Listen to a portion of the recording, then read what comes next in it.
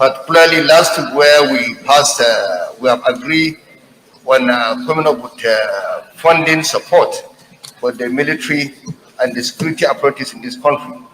And because of that, I have no doubt in my mind, with the effort so far made by Kaduna State Governor, we will certainly solve the issue or resolve the problem of insecurity in Kaduna State. I sympathize with our people because despite the effort being made by the governor, and of course, all of us insecurity in Kaduna State. Mr. President, I also support the position made by my distinguished colleagues that we need more support from the security agencies in this country, despite the fact that the governor is doing everything humanly possible to resolve this issue. And I would like to use this opportunity to commend our governor, Governor Nasiru Ahmed El-Rufai, for the step he has taken so far in trying to end the crisis of insecurity in Kaduna State. Thank you very much. Distinguished colleagues, we go to the prayers. Prayer 1, observe a minute silence for the reports of the souls of the deceased victims of the attacks. Those in favor of this prayer say aye. Those against any say aye. Prayer 2, call on the federal government to declare a security emergency in Zangon Kataf local government, Kaduna Southern Senatorial District. Those in favor of this prayer say aye.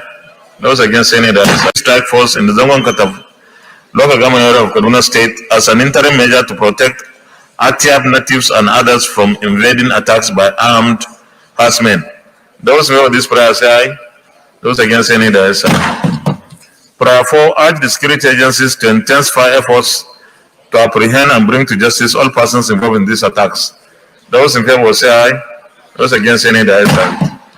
Prayer 5, call on the federal government to set up internally displaced persons camps in Zangon Kataf local government area to cater for all who have been displaced by these attacks. Those in favor of this prayer say aye. Those against any say aye. And prayer 6, the federal government to intensify efforts to request FEMA to provide food. No, it's supposed to be NEMA, not FEMA. FEMA is a road intervention. The federal government to intensify efforts to request NEMA to provide food and relief materials for the people crowding in the IDP camps for now. On one hand, you are saying government should set up an IDP camp. Now you say there is a camp. So there is a camp already. Okay. The federal government to intensify efforts to request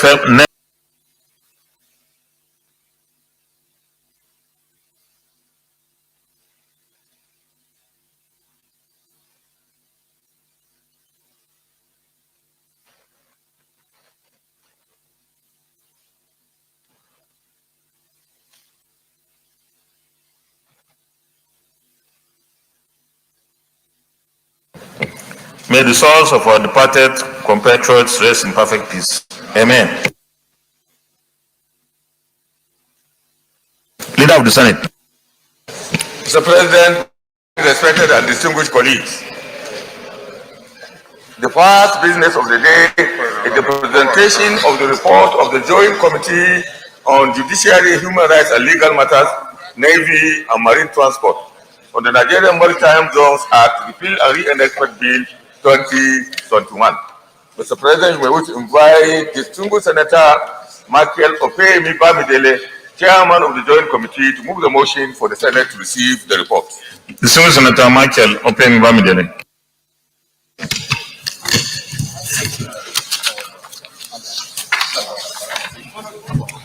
Your Excellency, the President and most distinguished and respected members, I am Michael Opeyemi Bamidele. I represent the Ekiti Central Senatorial District.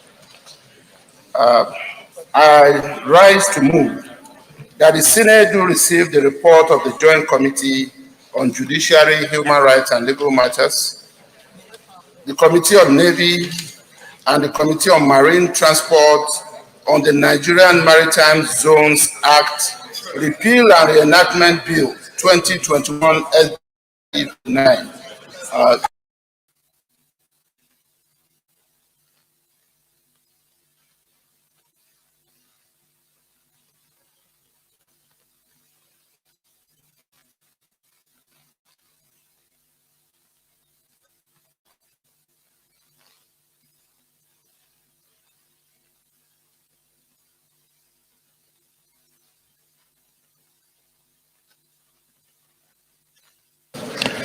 Leader of the Senate.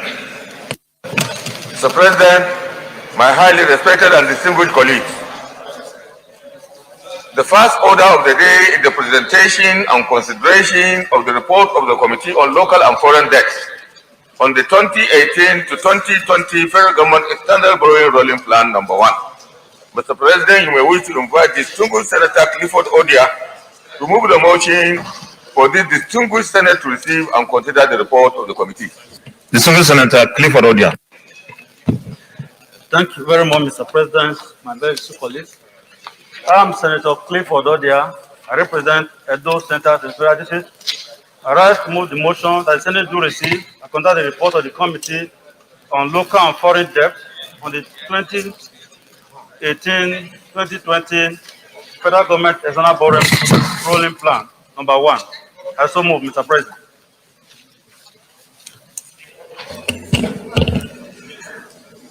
Distinguished Senator Bima Mohamed Enaji. Thank you, Mr. President. Thank you, my highly respected distinguished colleagues. My name is Senator Bima Mohamed Enaji. I represent the people of Niger South from Niger State. I rise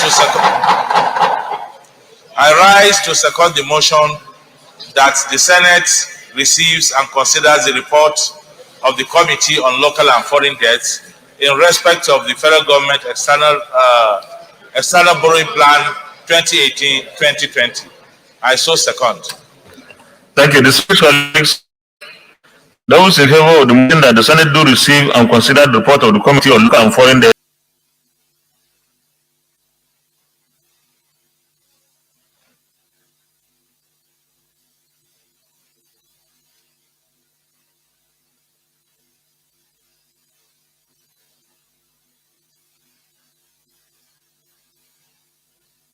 Chairman, please, you may present the report. Thank you very much, Mr. President. I'm very esteemed colleagues. This is a Committee on Local and Foreign Debt report on the proposed 2018-2020 External Borrowing Plan number 1. The background. The Senate of the Federal Republic of Nigeria on Tuesday, the 1st of June 2021, considered the request from the President of the Federal Republic of Nigeria requesting for approval of the federal government 2018-2020 External Borrowing Rolling Plan. The communication, together with the attached schedule, was referred to the Committee on Local and Foreign Debt for further legislative action. The request of Mr. President is in compliance with the provision of the Debt Management Office Establishment Act 2003 DMO and the Fiscal Responsibility Act 2007 FRA, which both enjoy the President to seek and obtain the approval of the National Assembly in respect of the external borrowing program of the Federation and the states. The provision of the above statutes, together with the revised guideline for external and domestic borrowing issued by the DMO, portion to its power under the DMO Act, require that all tiers of government of the Federation shall borrow only on the following conditions. 1. Shall specify the purpose for which the borrowing is intended, which shall only be for long-term capital expenditure and human capital development. 2. Such borrowing shall be on concessional terms with low interest rates and with a reasonably long amortization period. 3. Shall present a cost-benefit analysis detailing the economic and social benefit of the purpose for which the intended borrowing will be applied. 4. Shall provide satisfactory proof of the existence of prior authorization in the appropriation law for the purpose for which the borrowing is to be utilized. 5. Such borrowing shall have the approval of the relevant Executive Council. 6. Such borrowing shall be approved by resolution of the relevant legislative assembly. 7. Such external borrowing shall be executed for and on behalf of the federal government by the Minister of Finance or any other person the Minister may designate in writing. Financial institutions and development agencies are required by the above statuses to request and obtain proof of compliance with the provision of Part 6 of the Federal Responsibility Act, Fiscal Responsibility Act, before lending to any government in the Federation. The Act provides that failure to do so is an offense and may render the facility unlawful, thus unenforceable among other sanctions. 2. Mandate of the committee. The committee has the mandate of the Senate to consider the above request and make appropriate recommendation for consideration and approval of the Senate at plenary. Methodology. The task before the committee was to undertake a thorough and detailed consideration of each and every project together with the proposed terms and conditions attached to the borrowing from the development agency provided the fund in order to ensure that a genuine need to borrow and an ability to repay is established. Due to the enormity of the task and the need for careful consideration and appraisal of the various projects and the intended financial accommodation sought, the committee decided to adopt a phased approach to the consideration. The committee held interactive sessions and received written presentation from the following federal ministries, departments, and agencies, and the government of Edo State, Ondo, who were all invited to appear before it during the interactive session for briefing and to deal with questions and provide details. 1. Federal Ministry of Finance, Budget and National Planning. Federal Ministry of Works and Housing. 3. Federal Ministry of Transportation. 4. Federal Ministry of Power Resources. 5. Federal Ministry of Agriculture and Rural Development. 6. Federal Ministry of Aviation. 7. Federal Ministry of Interior. 8. Transmission Company of Nigeria. 9. National University Commission. 10. National Identity Management Commission. 11. Northeast Development Commission. 12. Debt Management Office. 13. Government of Edo State. 14. Government of Ondo State. And 15. Government of Ogun State. 4. Reference to working documents. The following reference to working documents were relied upon by the committee in the course of its assignment. A. Communication from Mr. President together with the attached schedule. B. Fiscal Responsibility Act 2007. C. Debt Management Office 2003. 4. Revised 2012 External and Domestic Borrowing Guidelines for federal and state government and their agencies issued by DMO. E. Document presented by the various stakeholders. 5. Committee findings and observations.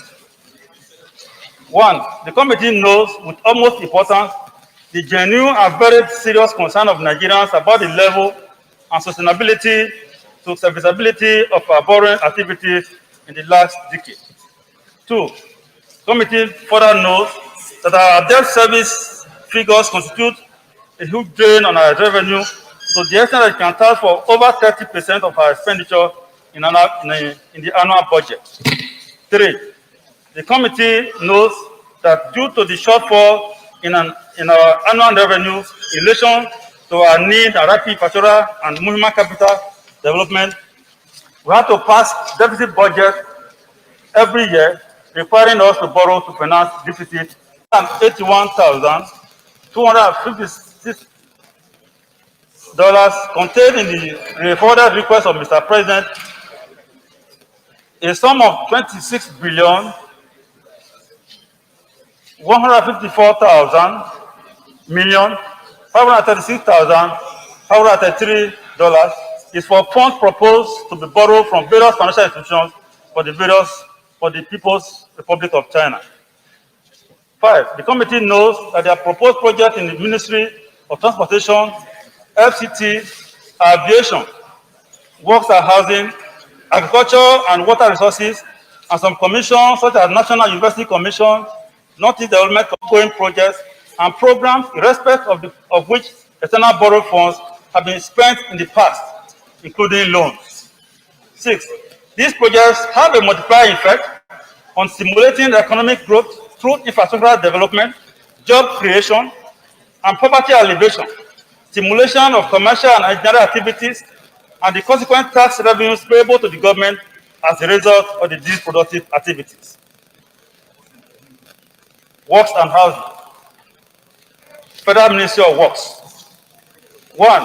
Construction of Lafia Bypass Road and the dualization of 9th Mile Enugu Otuko Makurdi Road Project, Kefi Phase 1, at a cost of $845.7 billion and to be funded by China Exim Bank.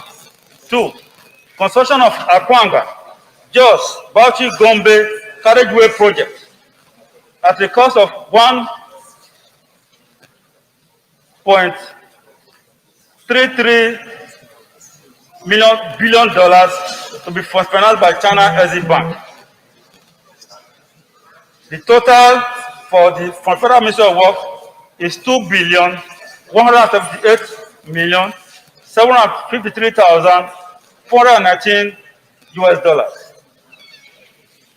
The committee found that the China Exim Bank has expressed its willingness to support Nigeria by providing funds for the construction of critical road infrastructure in line with our desire to promote the real sectors of the economy and facilitate efficient movement of goods and persons around the country. B. The committee knows that the various other road projects across the various geopolitical zones of the country are simultaneously undergoing critical rehabilitation and or reconstruction. Transportation sector, Federal Ministry of Transportation. The projects under that is 1. Port Harcourt to Maiduguri with branches to Yola and Damaturu rail lines. Total distance of 1,408 kilometers. The amount allocated to be borrowed is $2.48 billion and to be funded by Industrial and Commercial Bank of China. Second one is Kano Maradi SGRO with branch to Duse at the cost of $1.959 billion to be funded by European ECA. The committee found out that these projects are in line with National Infrastructure Master Plan and the 25-year strategic vision for the development of the Nigeria Railway 2002. B. Committee found that China Exim Bank has previously extended loans for phases of some of these railway infrastructure projects across the nation. 9. Aviation sector, Federal Ministry of Aviation. 1. The projects that they want to carry out are 1. 4 airport terminal expansion project, phase 2, at a cost of $208.9 million to be funded by China Exim Bank. 2. Auxiliary works on 4 airports expansion projects at a cost of $183.6 million to be financed by China Exim Bank. The total other aviation is $392.5 million. The committee found that the projects are intended to meet the increasing demands for the nation's air transportation and full rehabilitation and realization of the functioning of the 4 international airports. B. The committee knows that the implementation of the works on the airport will improve the development of the aviation industry in the country and improve the socio-economic development of the country. Federal Capital Territory. Ministry of Federal Capital Territory. The project under that heading is supply of rolling stock and depot equipment for Abuja light rail project. The cost is $157 million to be funded by China Exim Bank. The committee knows that the provision of a rail system for the Federal Capital Territory is crucial for sustainable integration of the political, social, and economic activities within the satellite towns and the Federal Capital City. 2. B. The committee knows that the completion of the project and the deployment of the rolling stock and the equipment will provide cheaper, efficient, and safe transportation system and ease of movement of residents of the Federal Capital Territory. Education sector. 1. Under the education sector, we have 3 items that are to be funded. 1 is Second Africa Higher Education Center of Excellence for Development Impact Project. Second, AC Impact. The cost is $75 million to be funded by World Bank. The Second Africa Higher Education Center Excellence for Development Impact. Second, AC Impact. Chairman, which page are you? No, please, you don't have to go through all these documents now. Go to recommendations, please.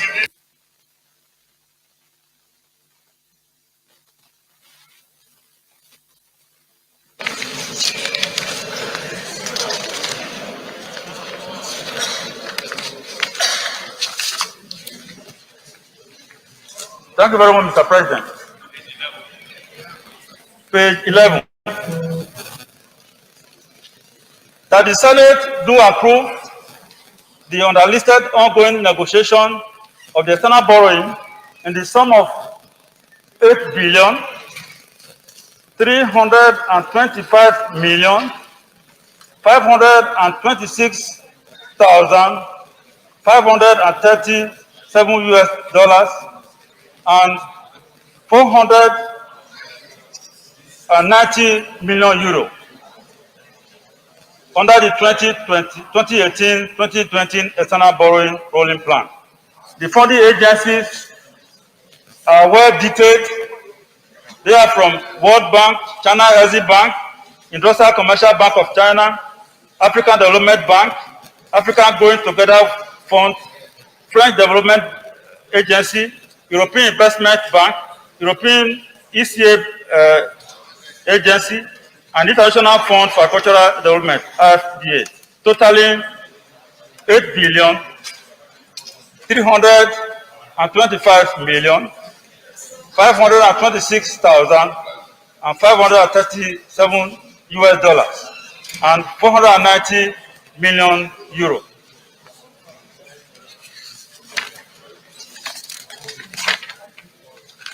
The detailed schedules are also attached, are numbered from A to I.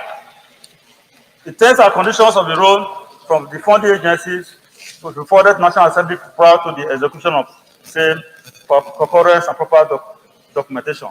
Conclusion.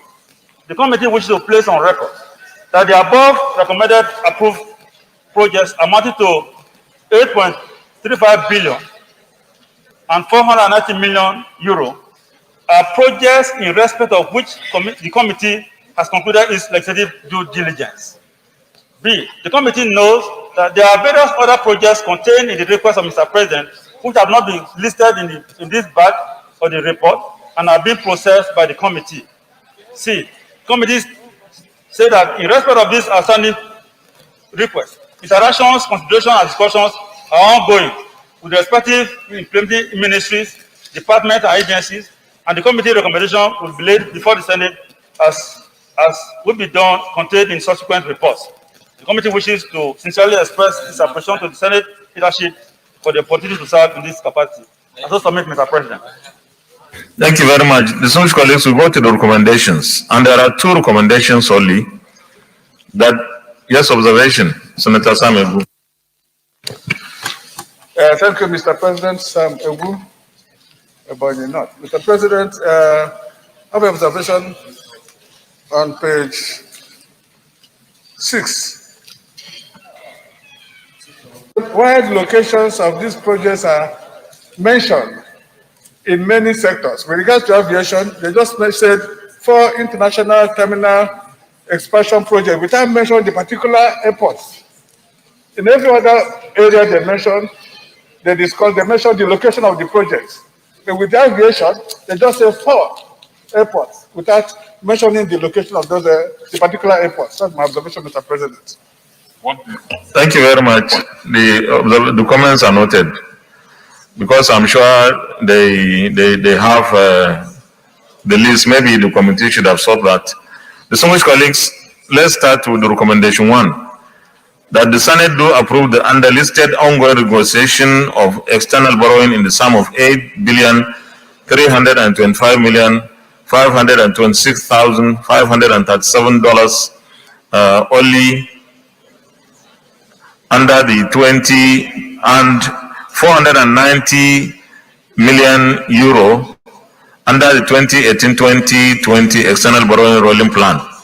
And the details are: World Bank $796 million, China Exim Bank $2,901,26,509, Industrial Commercial Bank of China $2,484,555,304 Africa Development Bank $104,200,000 Africa Growing Together Fund $20 million, French Development Agency 240 million euro, European Investment Bank 250 million euro, European ECA 1,959,744,724 million US dollars, International Fund for Agriculture Development IFAD $60 million, grand total $8,325,526,537 million US dollars, 490 million euro in total. Those, and of course the schedules, those in favor that this recommendation be approved say aye. Those against say nay, the ayes have it. Recommendation 2 on page 13, that's the last page, that the terms and conditions of the loan from the funding agencies be forwarded to the National Assembly prior to the execution of same for concurrence and proper documentation. Those in favor of this recommendation say aye. Those against say nay, the ayes have it. Leader of the Senate.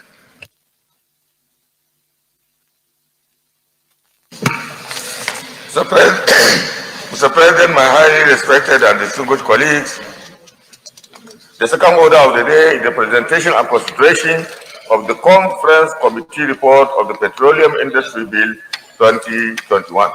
Distinguished senators will recall that the Senate and the House passed different versions of the bill of the Petroleum Industry Bill 2021.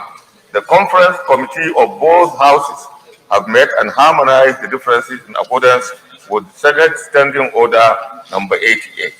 Mr. President, with your permission, I wish to move a motion for the Senate to consider to receive. You may proceed. Point of order, Mr. President. Point of order, Mr. President. Point of order, Senator Siraki Dixon. Thank you, Mr. President. My point of order is founded on Order 15, privileges. What exactly do you want to speak about? Is it on this report? Let me make it clear firstly, Mr. President. No, just I want to confirm something. Is it on this report? Allow him to present the report, then I can take your point of order. Because he has not presented the report, so we don't even know what is. Out before we take the consideration of the report. Mr. President, I won't take much of your time. Go ahead, go ahead. Thank you very much. Let me concede, firstly, that at this point in time, following our legislative processes, we are not re-arguing or re-debating the PID bill. I'm aware of that, and I'm not inviting the Senate to do so. I'm not. I just want to bring to the attention the fact that we are aware of what has gone on in this bill, and to bring to your notice how the people who are producing the resources we are talking about feel about this bill, the subject matter of the report that we are about to discuss. Mr. President, let me report myself to you that on the day we concluded work on this bill, on that day, some of us disagreed with the processes, some of us disagreed with the conclusions, and some of us quietly took our leave of the chamber. And we are monitoring developments, we have challenges we are managing back home. People misunderstand the roles that have been played. Now, today, we are here to discuss the conference report. Mr. President, you know that some of us have reached out to all opinion leaders explaining the challenges. We thank this National Assembly, and Mr. President, you were back. Distinguished Senator Sirachi Dixon, you have raised point of privilege. So what is the privilege that has been infracted? Can you? Or breached?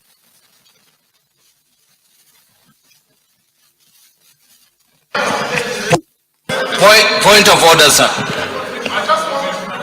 Senator Sirachi Dixon, you know I've given you more than 2 minutes now. You raise point of order on privilege. You are privileged either as an individual senator or a group of us. You think have been breached. So it is for you within those minutes I've given you to show how your privilege has been breached. And I think we don't need to go into a long distance explanation on what happened. We all knew we voted on this thing. There was debate, there was voting. But of course, I thought when you raise matter of privilege, you listen. Immediately somebody raises it, you have to listen to. So I will give you 1 minute to round it up, please. The privilege I'm raising is to put it on record, Mr. President, that our view, some of us, the contributions we wanted to make on this issue could not be accommodated or were not accommodated. Now, on that day, as I said, some of us quietly left the chamber. Even when we had the dinner, some of us, when we got the conference report, we had a terrible evening, couldn't even stay for the president's dinner. And Mr. President, I and a few of us will be unable to stay here and be part of this discussion because it is unconscionable. We disagree with it. Okay, now I've taken distinguished Senator Sirachi Dixon. I have listened to your point of order. You may sit down, please. I have listened to your point of order, and I want to remind all of us here that when the Senate takes a resolution, it becomes the resolution of the Senate. Sometimes it goes our way in a favorable way. Sometimes it goes against us. It's not exactly what we want. But I want to appeal to us. If you don't get it your way today, you may get it to your way tomorrow. So I will appeal to all of us that please, when the Senate takes a resolution, no matter how uncomfortable it is the resolution of the Senate. And at this point, we are not going to be debating what happened before. Our people, the people we represent here, definitely sometimes will not understand the kind of role we have played. I am sensitive to all these things, and I want to urge you, and if there is any other distinguished senator who is thinking the same way, that this is the way democracy works. And I will appeal to you not to live like you did before, because there are other things that you need to participate. And for me, I think you should make a political capital out of that thing that you didn't get.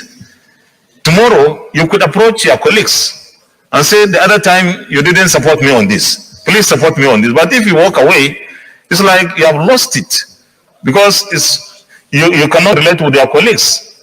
So I appeal to all of us that we have to go forward. We are finished with this, and we take the report of our committee.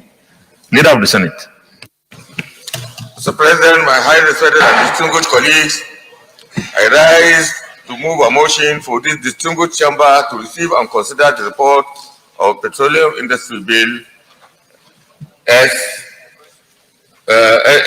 provided by the Conference Committee between the House and the Senate Conference Committee. I so move. The minority leader is not here today. No. He looks Texan. Minority. Oh, okay. Senator Barbe, the minority leader. Thank you, Mr. President. Sometimes we have to also appear corporate so that they know that we still have distance.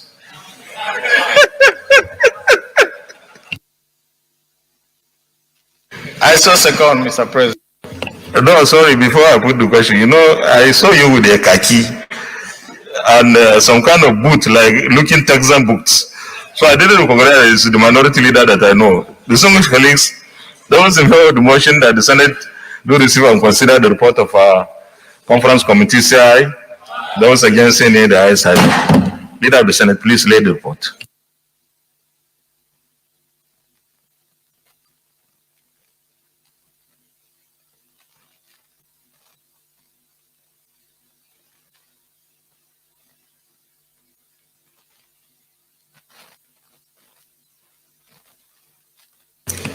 Leader, you may present the report.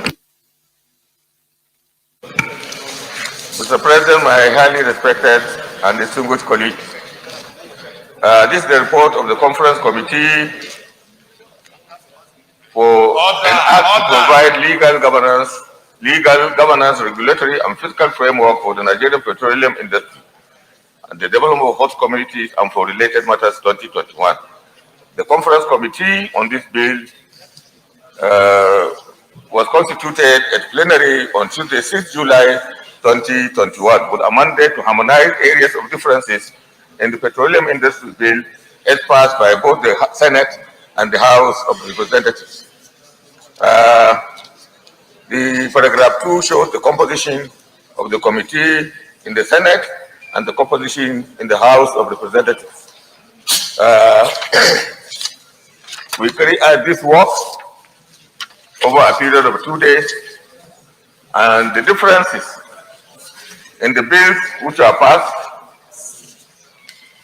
are in clauses 9, 29, 32, 33, 41, 47, 48, 52, 64, 79, 86, 94, 104, 125, 160, 240, 310, 350, 317, and 318, and the first schedule. During the technical sessions that we have, the committee, after exhaustive and intractable deliberations, adopted 93, 94, 95, 29, 32 RR, 33U, 33Y, 41 2, 2 and G, 52 subsection 1, 52 subsection 2, 52 subsection 4E, 52 subsection 5, 52 subsection 5B, 52 subsection 7, 52 subsection 7B, 52 subsection 7C, 52 subsection 7D, 52 subsection 7E, 58 subsection 2, 52 subsection 10, 52 subsection 10B, 52 subsection 12, 52 subsection 14, 52 subsection 14A, 52 subsection 14B, 52 subsection 14C, 52 subsection 14D, 52 subsection 14E, 52 subsection 15, 52 subsection 16, 52 subsection 17, 79 subsection 7, 79 subsection 8, 86 subsection 2, 104 subsection 4, 125 subsection 1, 160 subsection 2, 240 subsection 2, 2310 subsection 4, 317 subsection 8(1), 317 subsection 8(2), 317 subsection 8(3), 317 subsection 8(4), 318 and first schedule as clauses as passed in the Senate version of the bill. And then section 9 subsection 2, 47 subsection 2A, 48 subsection 1, 52 subsection 7A, 64 subsection C, 94 subsection 8A, 310 subsection G, 310 subsection H, and 315 subsection B are clauses that were passed on the differences as captured by the House of Representatives. Our recommendation, after the adoption of the differences in the bill as passed by the Conference Committee, we hereby recommend that the Senate and the House of Representatives do approve the above recommendations of its Conference Committee on a bill for an act to provide legal, governance, regulatory, and fiscal framework for the Nigerian petroleum industry and the development of host communities and for related matters, 2021. Distinguished colleagues, on behalf of the Conference Committee, I wish to express my sincere gratitude and appreciation to the leadership and members of this distinguished chamber for giving us to serve in this capacity. Thank you very much, Mr. President. Thank you very much, my colleagues. Any comments? We'll go to the recommendation. Comment. Distinguished Senator George Thompson.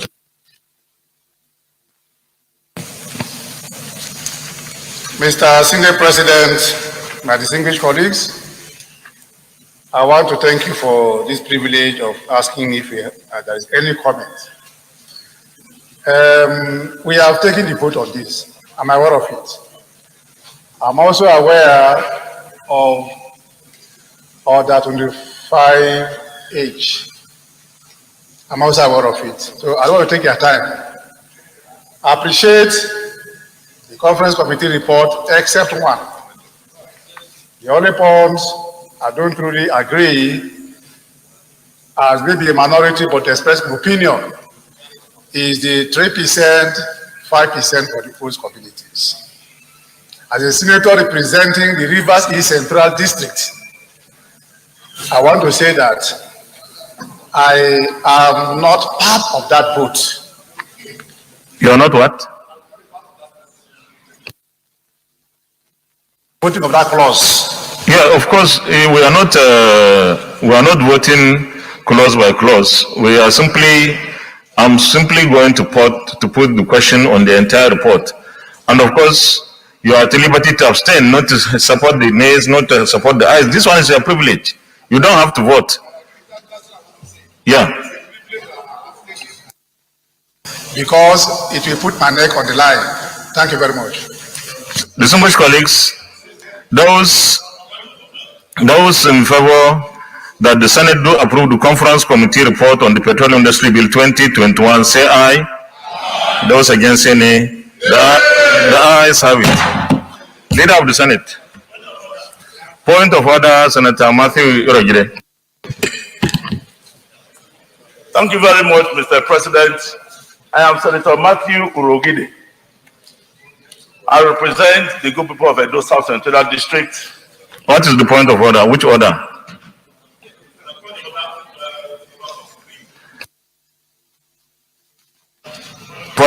Order 43. I will refer you to page to order 39. Arrangements of business. Just go to page 27.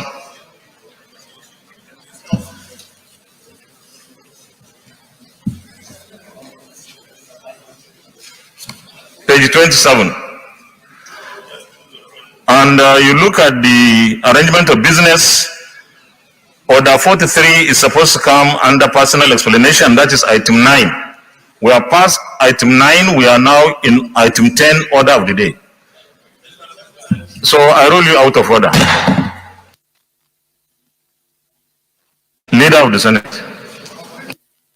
Mr. President,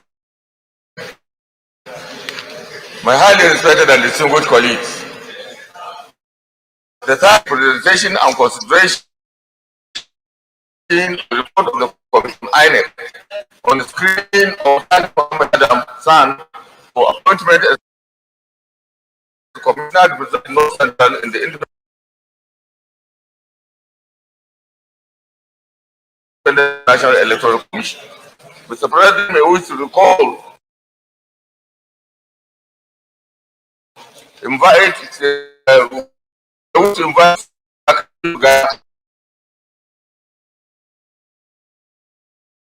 Chairman of the Committee on INEC to move the motion for the presentation and consideration of the report.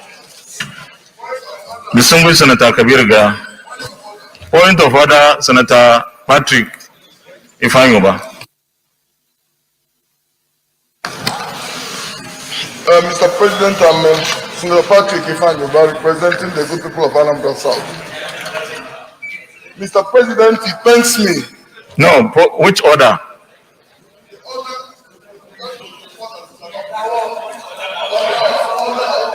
Which order, please? Order what? Order 43. Distinguished. I have taken, but go ahead and read order 43. Let me listen.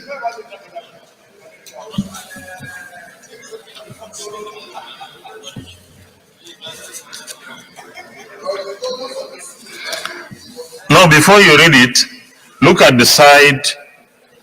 It says personal explanation. That is why I want you and read order 39. Mr. President, what I want to make is a personal explanation. I am a member. The distinguished, we are governed by our standing orders here. At this point, you can't do personal explanation because the order doesn't allow you to do that. That's the point. The personal explanation could come before the order of the day starts. We are already deep in the order of the day. We are past the personal explanation. That is our standing order. It's not me. That's what we have accepted. And you can look at your standing order. You have the book there with you. Thank you very much. Leader of the Senate. Oh, regard the chairman. Thank you, Mr. President. My distinguished colleagues, I am Kabiru Gaya, representing the people of Kano South from Kano State. Mr. President, with your permission, I would like to move the motion that the Senate do receive and consider the report of the Committee on Independent National Electoral Commission, INEC, on the confirmation and nomination of Professor Sani Mohammed Adam, Senior Advocate of Nigeria, from North Central for appointment as Commissioner for Independent National Electoral Commission, INEC. I so move, Mr. President. I need someone to second it. Senator Dalla Sankara, Dalla Teringim. Thank you, Mr. President. Distinguished colleagues, my name is Senator Abdullahi Sankara, representing Jigawa Northwest. I stand to second that the Senate do receive and consider the report on the Committee on Independent National Electoral Commission, INEC, on the confirmation of the nomination of Sani Mohammed Adam, SAN, SAN, North Central for appointment as Commissioner of the Independent National Electoral Commission, INEC. I so second. Distinguished colleagues, those in favor of the motion that the Senate do receive and consider the report of the Committee on Independent National Electoral Commission, INEC, on the confirmation of the nomination of Sani Mohammed Adam, Senior Advocate of Nigeria, North Central, for appointment as Commissioner of the Independent National Electoral Commission, say aye. Those against say nay. The ayes have it. You may read the report, please, Chairman.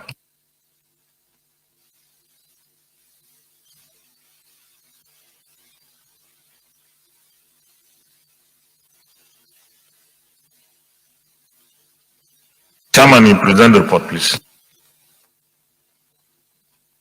Thank you, Mr. President.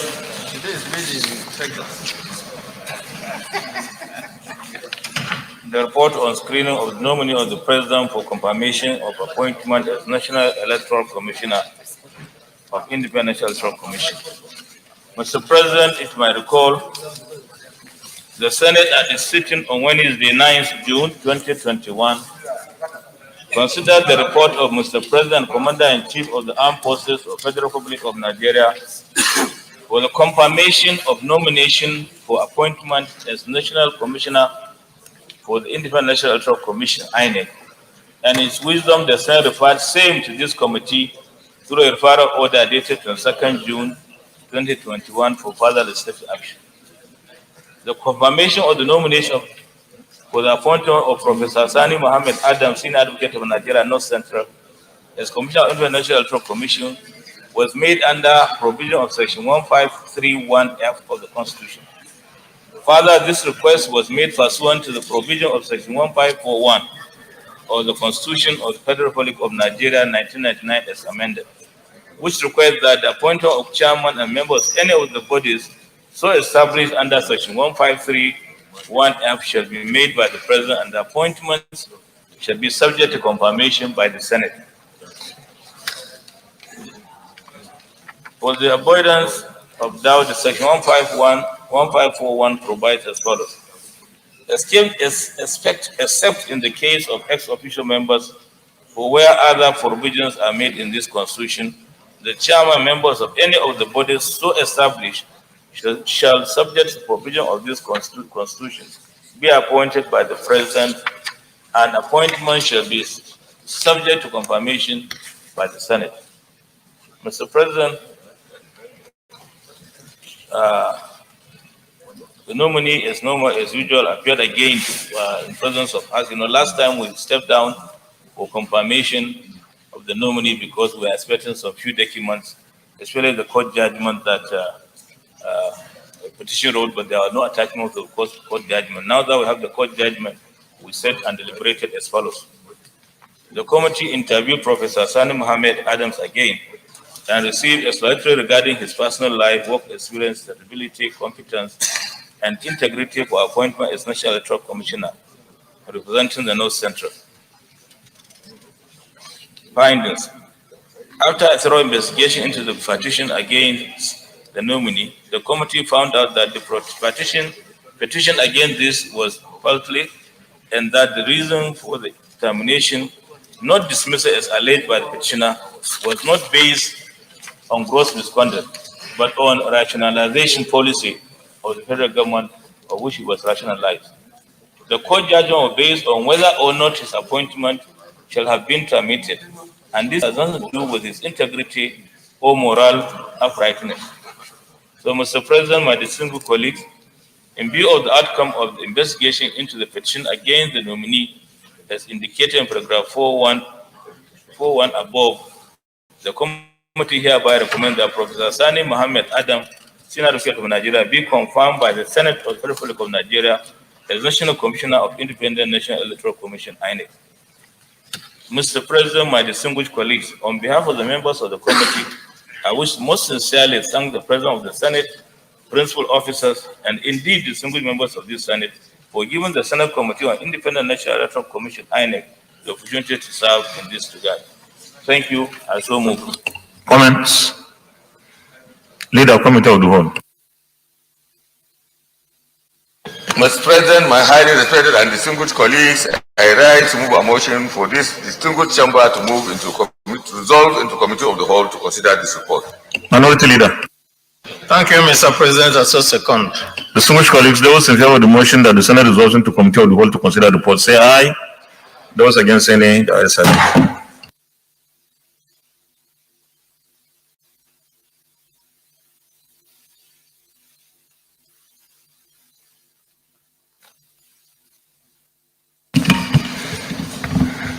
Distinguished colleagues, will the Senate approve the nomination of Sani Mohammed Adam, Senior Advocate of Nigeria, for appointment as a Commissioner representing North Central? Those in favor say aye. Those against say nay. The ayes have it. Leader of the Senate. Mr. President, my highly respected and distinguished colleagues, I rise to move a motion for the chair to report progress. I so move. Mr. President, I so second. Thank you. Those in favor of the motion that the Senate reverse the plenary for the chair to report progress, say aye. Those against, say nay. The ayes have it.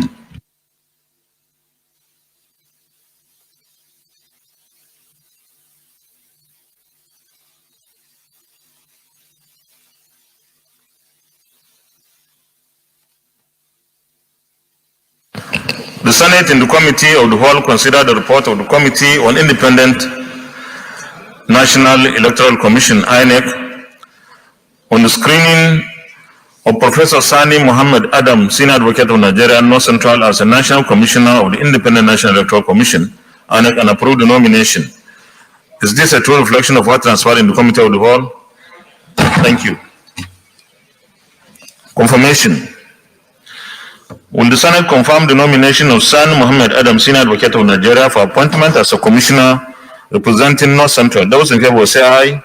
Those against, say nay. The ayes have it. The nomination of Sani Muhammad Adam, Senior Advocate of Nigeria, is hereby confirmed as a Commissioner representing North Central in the Independent National Electoral Commission. Thank you. Leader of the Senate.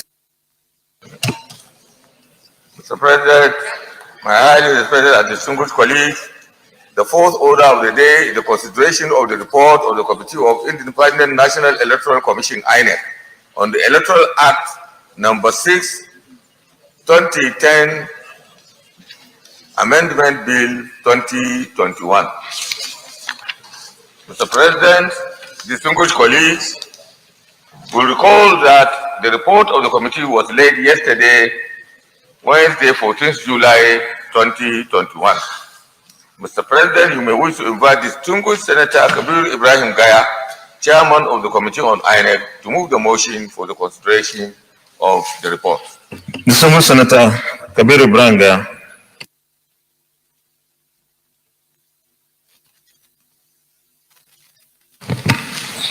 Thank you, Mr. President. My distinguished colleagues, I would like to move that the Senate do consider the report of Independent National Electoral Commission, INEC, on the Electoral Act number 6, 2010, amended Bill 2021, SB 122. I so move, Mr. President. Distinguished Senator Siraki Dixon. You're welcome back. Thank you, Mr. President. I'm Henry Siraki Dixon, representing Bayelsa West, and I rise to second this motion. I so second. Thank you very much. Distinguished colleagues, those in favor of the motion that the Senate do consider the report of the Independent National Electoral Commission, our Committee on Independent National Electoral Commission, INEC, on the Electoral Act number 6, 2010, Amendment Bill, say aye. Those against, say nay. The ayes have it. Sorry, report. Everybody, I assume, has a copy. Okay. So since we have our copies, the Senate will resolve into Committee of the Whole to consider the report. Leader of the Senate. Mr. President, I rise to move a motion for this distinguished chamber to resolve into the Committee of the Whole to consider the report of the committee. I so move. Minority Leader. Thank you, Mr. President. I so second. Distinguished colleagues, those in favor of the motion that the Senate resolves into Committee of the Whole to consider the report of our Committee on the Annex, say aye. Those against, say nay. The ayes have it.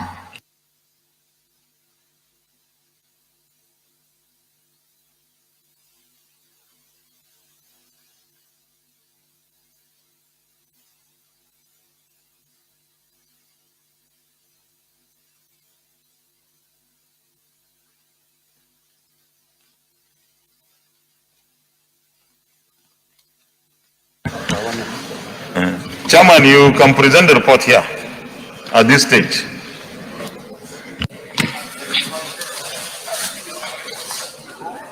Thank you, Mr. President, sitting in chair. The report of the bill for an act to repeal the Electoral Act number 6, 2010 as amended and enact the Independent National Electoral Commission Bill 2021. Mr. President, my distinguished colleagues, in furtherance and advancement of the core mandate of the National Assembly, the Senate required the Electoral Act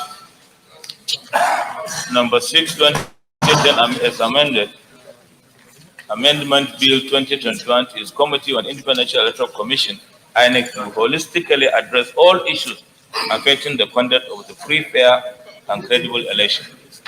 The 8th National Assembly made several attempts amending the Electoral Act number 6, 2010, but the bill was not assented by Mr. President Buhari, which was hinged on the fact that the amendment was done close to the 2019 general election.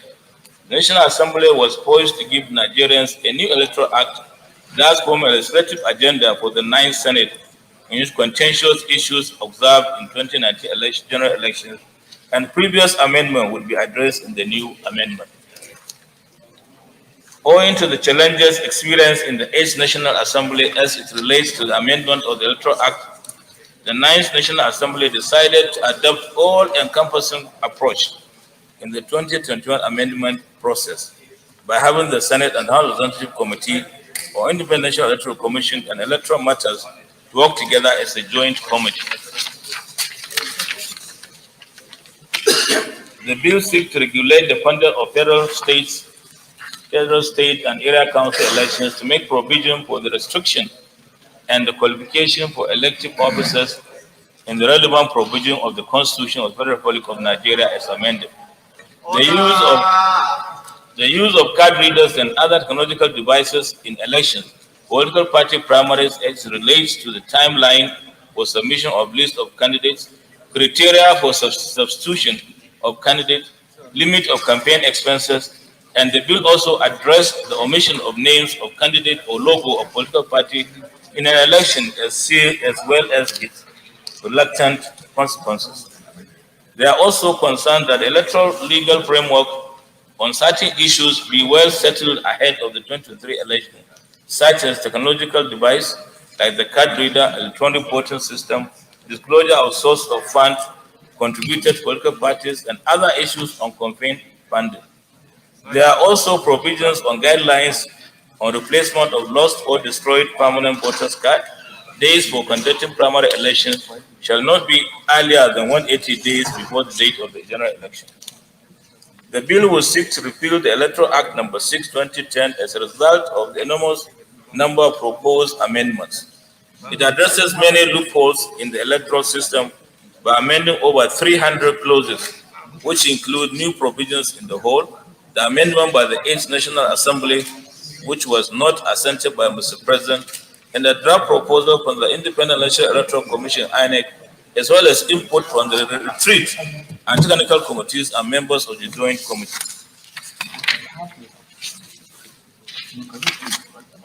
The committee held a joint public hearing on 3rd 2021 December to collect and collate input from stakeholders on the bill. Prior to the hearing of the joint committee, places advert calling interest stakeholders and members of the public to submit written memorandum on issues of concern, requesting alteration to Electoral Act 2010. A total of 68 hard and 24 soft copies of memorandum were received from the public, which was analyzed and reviewed by the committee.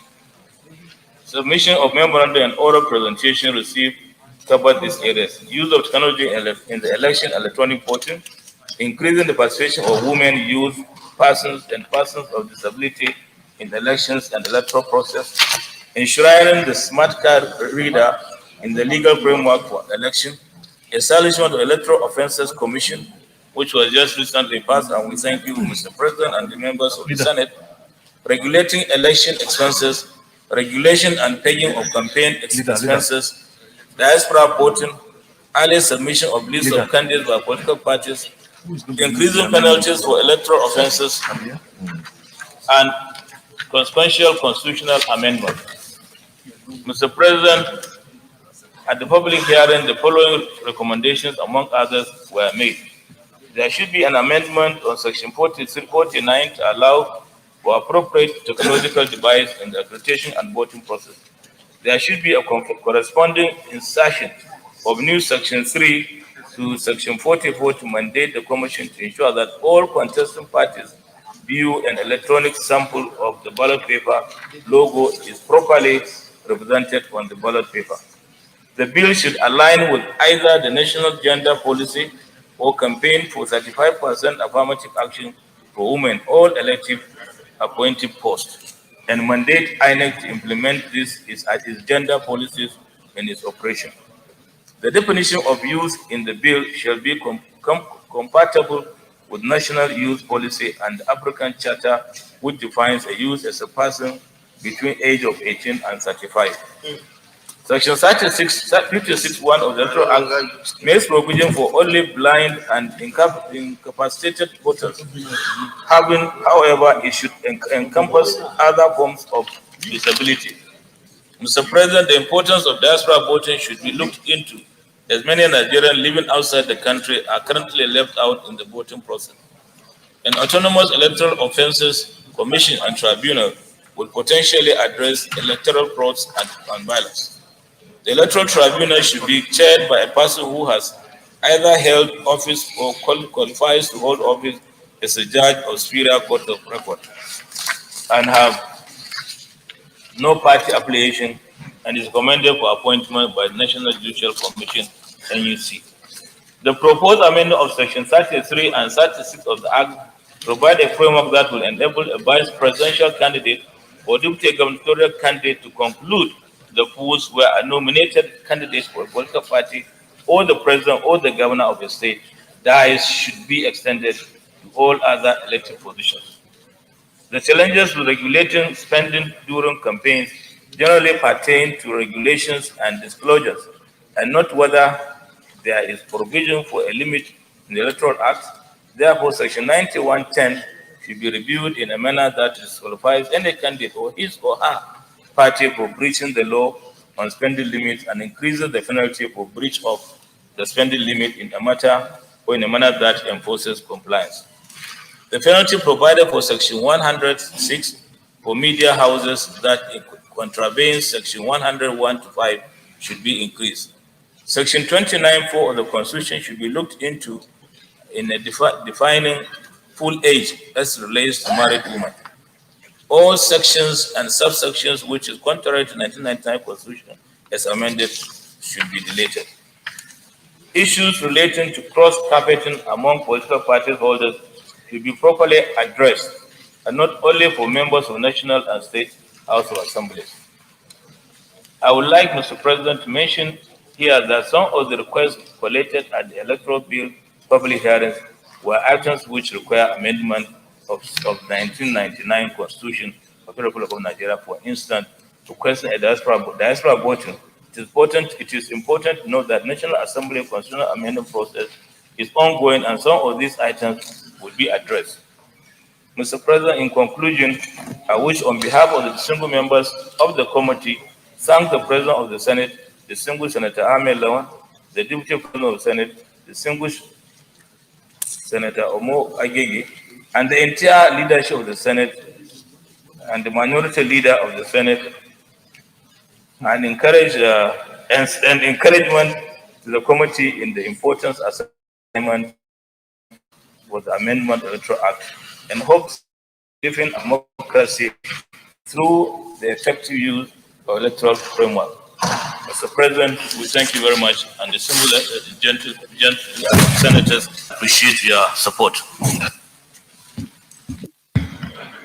Distinguished colleagues, because I came down to the committee of the whole, I will still take comments, but we are not debating. So we don't have to go back like we are debating second reading. Distinguished Senator James, Manager. Mr. President, and respected colleagues, James Manager, Delta South. Mr. President, I am aware that we are determined to pass this bill today. And I'm also in that spirit for obvious reasons. Mr. President, this document was handed over to me only this morning.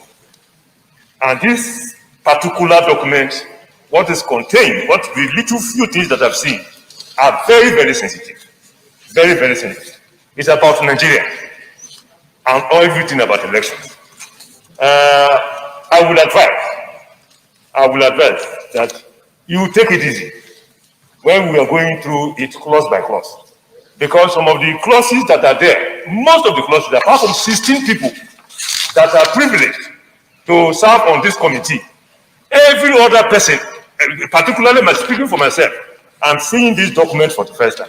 And therefore, you take it easy. When you get a particular clause, please, I will plead with you to allow us go through that particular clause so that we will have something to say, so that at the end of the day, by the time I'm leaving here, I will also own this document, so that if somebody confronts me when I leave here, if I have nothing to say, that means I stayed here and I slept over throughout the entire period. That is the appeal that I'm making, Mr. President. Thank you, Mr. President, for the opportunity.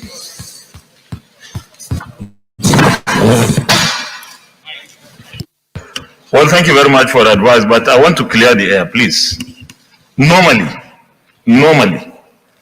on bills that are sensitive, I go clause by clause.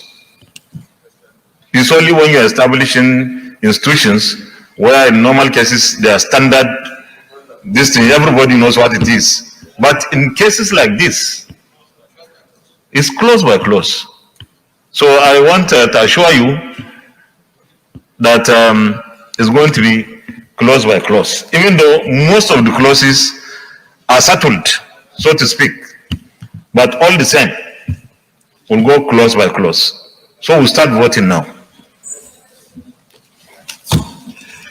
We'll start from clause 1 on page 1. And by way of guidance, what we'll be voting for is on the fourth rather. That is committee recommendation. We are voting on committee recommendation. And that's the fourth column. If you look at clauses, provisions of the repealed act, provisions of the bill, then the fourth column will be committee recommendation just before remarks. So we are voting against committee recommendation. Those in favor that clause 1 stands part of the bill, say aye. Those against, say nay. The ayes have it.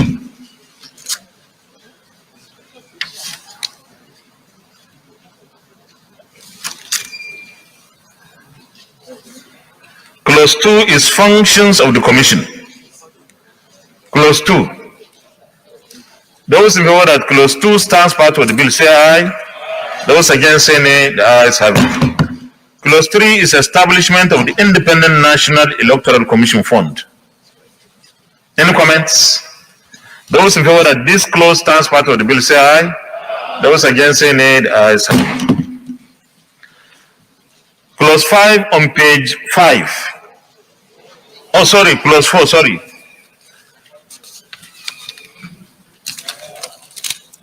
Clause 4, expenditure of the commission on page 4. Those in favor that clause 4 stands part of the bill, say aye. Those against, say nay. The ayes have it. Clause 5 on page 5, annual estimates and accounts. Those in favor that annual estimates, clause 5 stands part of the bill, say aye. Those against, say nay. The ayes have it. Clause 6. Those in favor that clause 6 stands part of the bill, say aye. Those against, say nay. The ayes have it. Clause 7. Committees of the commission. Those in favor that the clause 7 stands part of the bill, say aye. Those against, say nay. The ayes have it. Clause 8. Staff of the commission.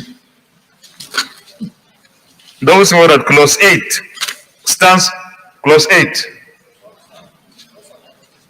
Sorry? What did we pass? Which one? No. It's okay. Please. What is it in clause 6? Distinguished colleagues, I noticed that it says Federal Capital Territory, local government area, and usually we talk about the area council. So it's missing If you check clause 6.1, there shall be established in each state of the Federation and Federal Capital Territory and local government area. So we are not talking about the area council. I thought that should be plus. So I thought area council should be mentioned there. Yes, because usually we differentiate it. Thank you.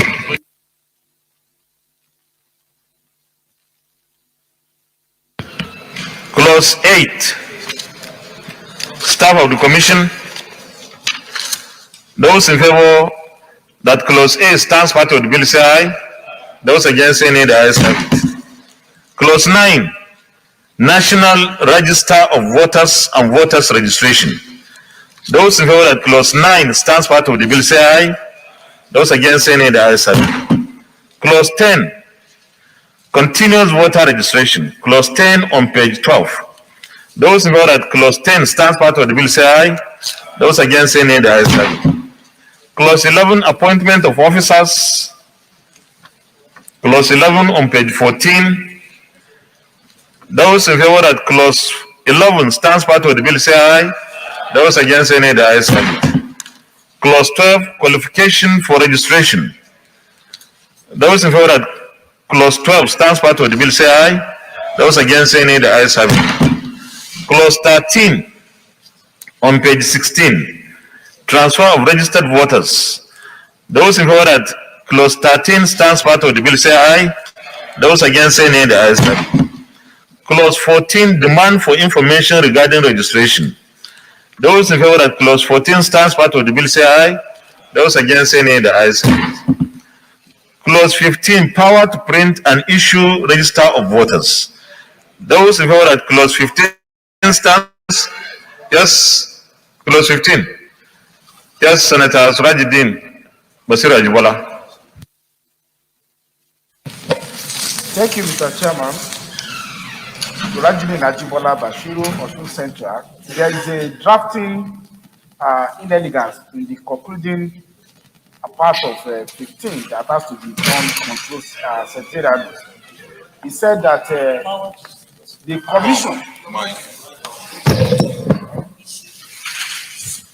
commission shall cause a voter register for each state to be printed, reproduced, copied, duplicated or saved in electronic format, and any person or political party may obtain from the commission on payment of such fees as may be determined by the commission a certified copy of any voter register for the state or for a local government or area councillor or registration area within it. I think it should be area council or registration area or polling unit, because you don't have to ask for a whole registration area. So the amendment should be clearly area council or registration area or polling unit within it, or council or area unit or polling unit within it. Thank you. I think the point is right. Or area council or registration area within it. Let's leave it like that so that we don't introduce polling units. So it's just to have separate, delete the OR. Yes. Yes, DSP. I think the observation he raised, I think he also wants the unit included, if I'm right. No, sir. No, what he's asking for is that you should also be able to request INEC upon payment of the fees to ask for a copy of the registration, the voters register for a particular unit. No, a registration area is not a registration area is a ward. A registration area is equivalent of a ward. That is different from a polling unit, if I'm right. Yes, sir. Chairman, can you throw some light on this, please? What's the difference? The area council covers all the station areas covers all the polling units at the ward, but they want a specific location for number of polling units. Then they can say polling units. They can add that into the center. They can define that.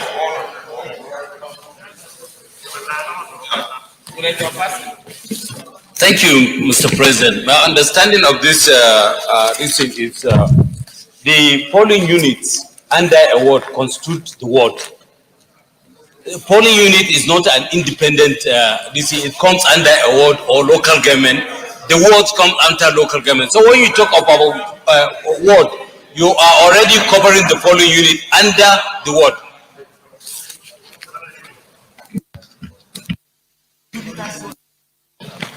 Yeah, Mr. President, mine is different from this. I think no, it's on the same. It's the same section. Yeah, the same issue. I just want to add that where you say certified copy, you should put certified true copy, because there's a difference between a certified copy and a certified true copy. What is here is a certified copy. So let us put certified true copy. True.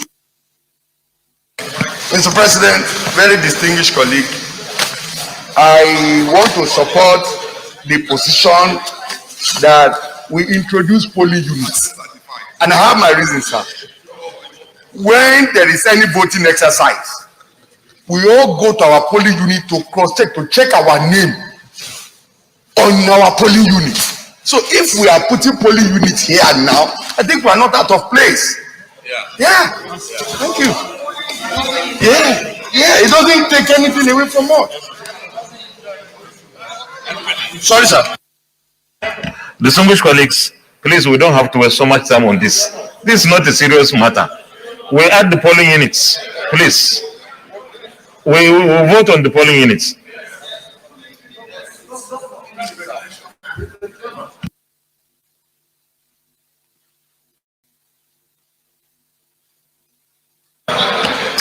Distinguished colleagues, we are adding the polling units. So, Secretariat, take note. Those in favor that clause 15 as amended by the DSP, say aye.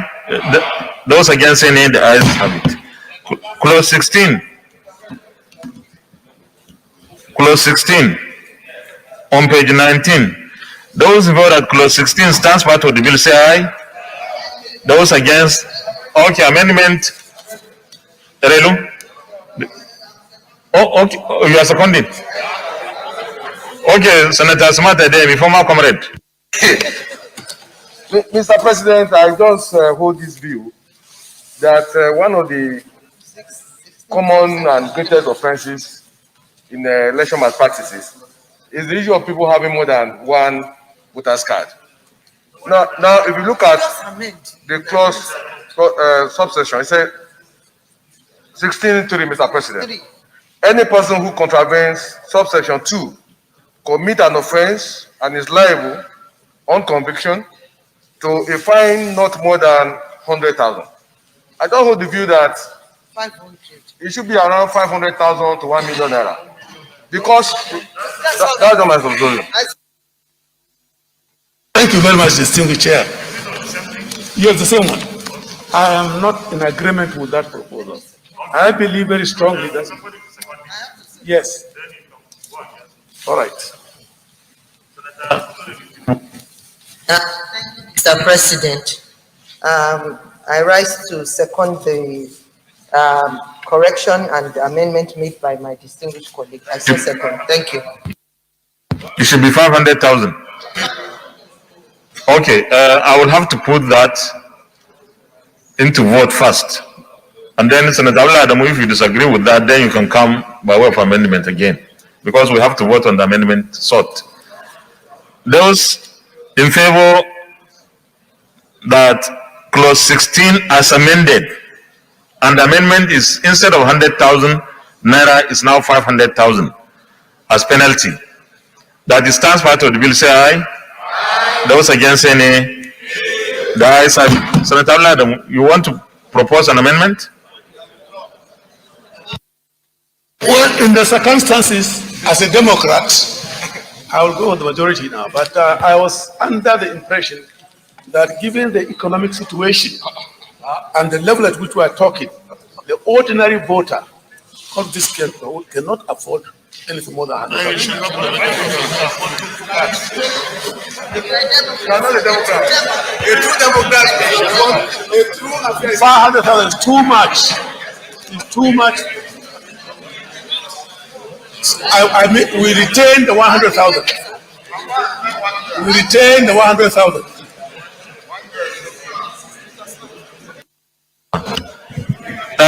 Distinguished colleagues, you know, Senator Smart Adeyemi is the man of the masses. If he feels it's supposed to be 100,000, 100,000 is not much, 500,000 should be. It means the masses are improving.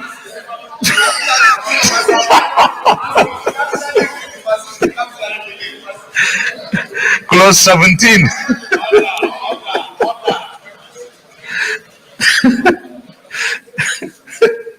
Custody of voters register. Those who vote at clause 17 stands part of the bill say aye. Those against say nay, the ayes have it. Amendment, Senator Abraham Lurogbe. Sorry, distinguished, Mr. Chairman, just to add area council.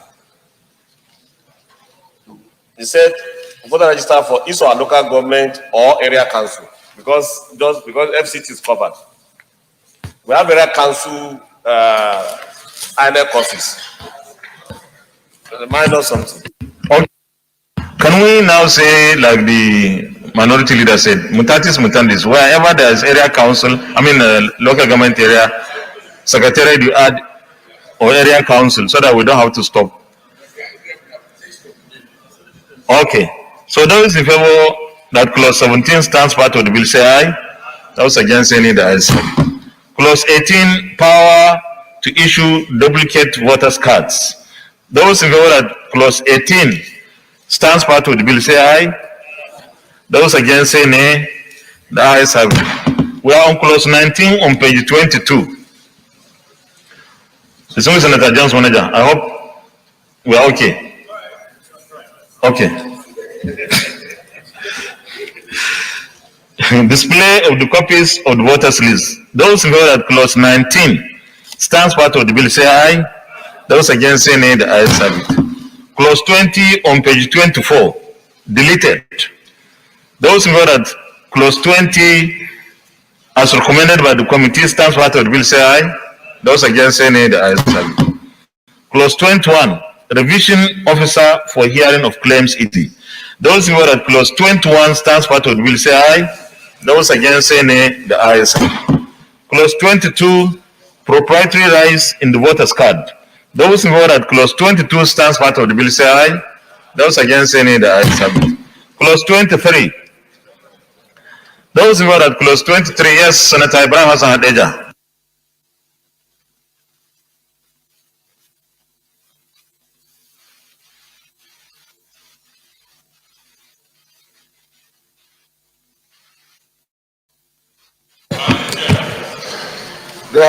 The deletion is in respect of attempting to sell or attempting to buy voters' card, which is very, very common in most areas.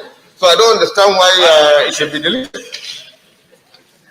If anything, I think what we should do is to remove section 1, which calls for offense if you possess somebody else's voters' card. But certainly the other one that says if you attempt to sell or you attempt to buy, I think that should be retained, Your Excellency. We have had instances where one person will be going around with 200-300 voters attempting to sell it to people. It's true. So I don't think deleting this is good for us. B and C should be retained. Yes. I think B and C should be retained. We can remove one that just says possession is an offense. But certainly B and C should be retained. Thank you, Mr. President. Which are you talking about clause 23? They deleted the whole section. But I think we should just remove clause A, which makes it an offense to possess somebody else's voter's card. But for attempting to sell or attempting to buy, I think we should retain it.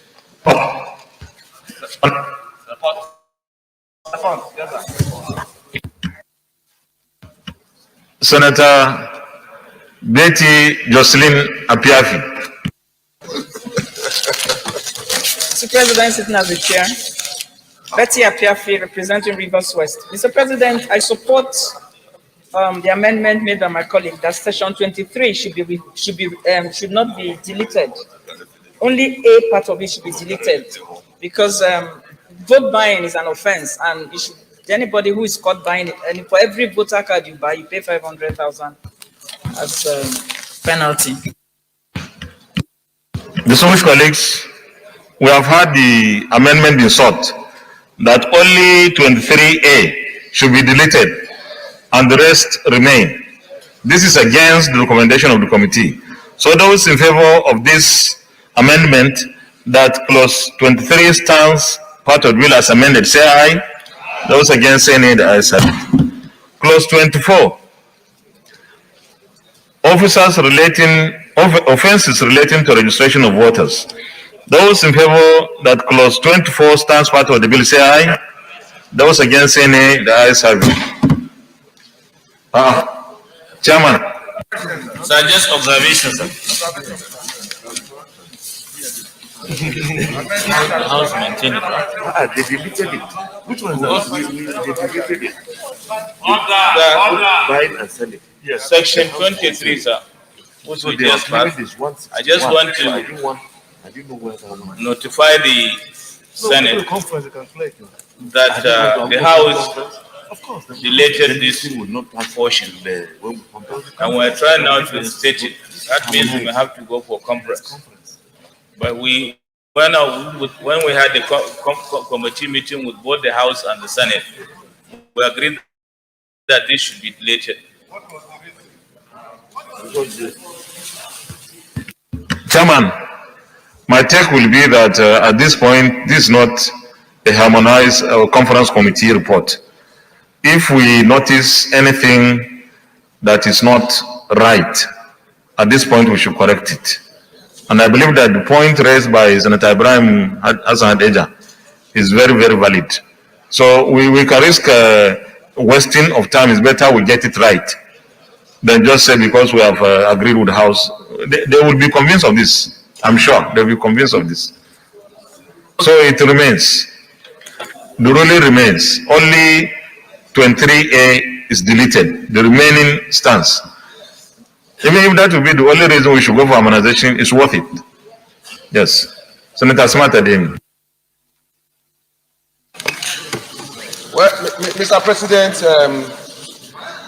the amendment and observation I want to make is on, I'm talking in relation to section 24 and all other sections that has to do with where it's, we're on 24 now. Yes, we're on 24 now, Mr. President. Now, if you look at, we're on 24, 25. Mr. President, what I just want to say is that the amendment is in relation to all these fines that we have. If we really want people to be afraid to commit electoral offenses, Mr. President, we should make the minimum fines in all offenses committed to be 500,000 naira. Because, Mr. President, the poor people who are used, they have the money. It's the rich who use the poor people to rig elections. That's my submission, Mr. President. My advice will be that you read ahead so that before we put to vote, you are able to raise the amendment. Otherwise, we can't finish this. Yes. So we are on page 28, clause 25. Clause 25. Oh, we have not voted on 24? Senator Jibola.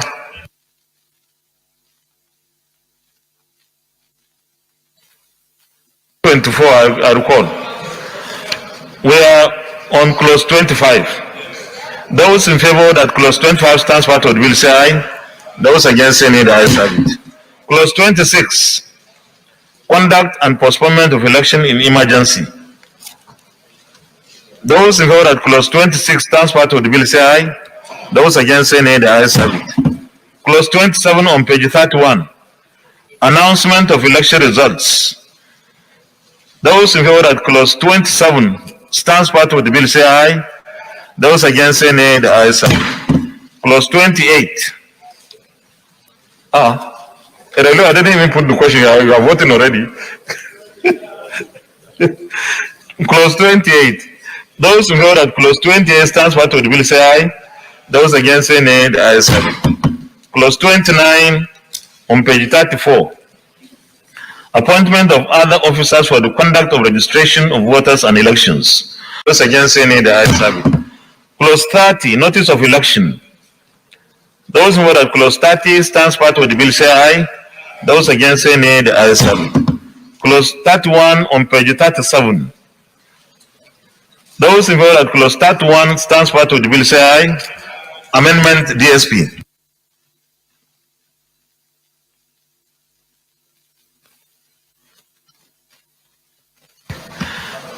Amendment. Distinguished Senator Geshambasi. Yeah, thank you, Mr. President. Geshambasi. Clause 31 talks about 180 days for candidates to submit names to the to INEC. Are we on the search on?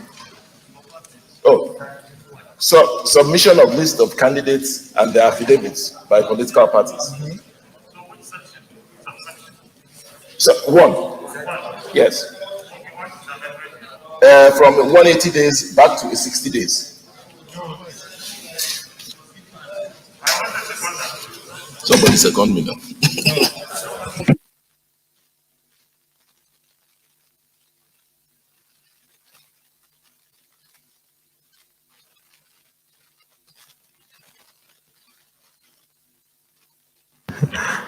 Those in favor that clause 31 stands part of the bill say aye. Amendment DSP. Thank you, Mr. President. Mr. President, 31-2. Yes, because this for, if I may read, sir, that the list or information submitted by each candidate shall be accompanied by an affidavit sworn to by the candidate at the Federal High Court, indicating that he or she has fulfilled all the constitutional requirements for election into the office. Mr. President, I am aware that this proposal, this affidavit, the House also wants any of the courts to take an affidavit, as opposed to, yes, as an affidavit, as opposed to restricting people to go to only the Federal High Court to swear an affidavit for their forms. So I want to amend that we include the Federal High Court, the State High Court, FCT, and the FCT High Court for this purpose of the affidavit, swearing an affidavit to accompany the forms to be submitted to INEC. Thank you. I saw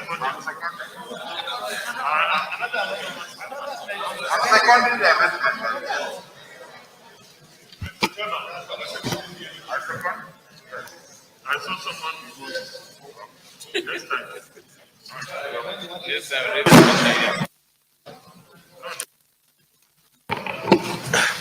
Thank you, Mr. Chairman. I second that the amendment as proposed be taken. I say second.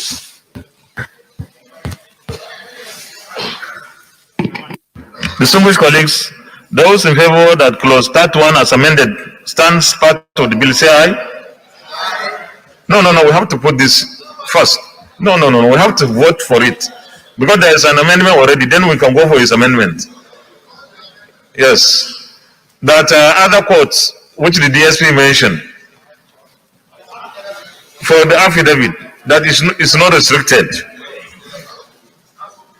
Okay, so those in favor that clause 31 as amended stands part of the bill say aye. Those against say nay. The ayes have it. Senator Said Al-Ghali.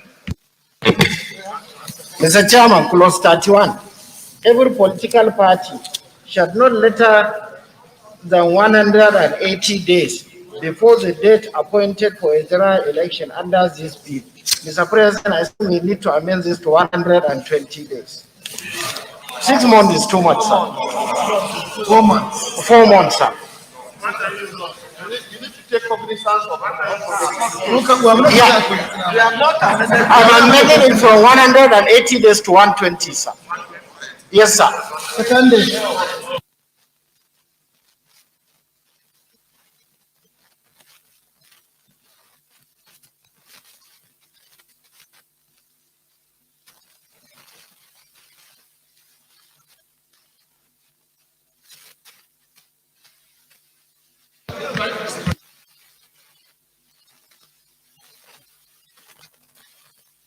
So, thank you, Mr. President. Cross River South. I second the motion, the amendment as moved. Distinguished colleagues, there's an amendment again on clause 31. This time, clause 31(1). And the amendment is instead of not later than 180 days, Senator Said Al-Ghali is proposing not later than 120 days. That's 3 months. So, 4 months. So those in favor that clause 31 as amended stands part of the bill, say aye. Those against, say nay. The ayes have it.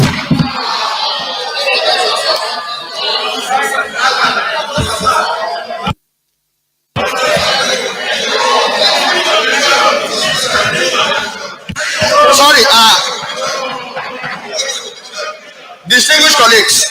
distinguished colleagues, Ali Sabi Abdullahi. I want us to remember that the subsisting constitutional provision for pre-election matters is relevant, and many people suffered from the fact that in filing their pre-election cases, it became time-barred. So the point is, we need to allow this sufficient time. Otherwise, if we do it this way, it means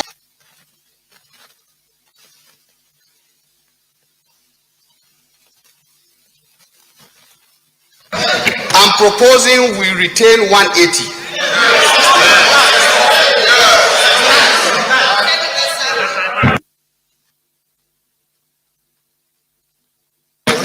Mr. President, I want to second the second amendment that we return 180 as it is. I so second. Distinguished colleagues, please. This is a very straightforward amendment. There was an amendment to make it 4 months, 120 days by Senator Said Al-Ghali. Some of our colleagues feel it's too short, may not be enough. Now, there's a further amendment by the Deputy Chief Whip that we should retain the 180, that's 6 months. We will now vote to retain this. No, it's amendment. It's amendment. It's amendment. It's amendment. No. It's... Let me explain, please. Let me explain this. Let me explain, please. Please, let me explain.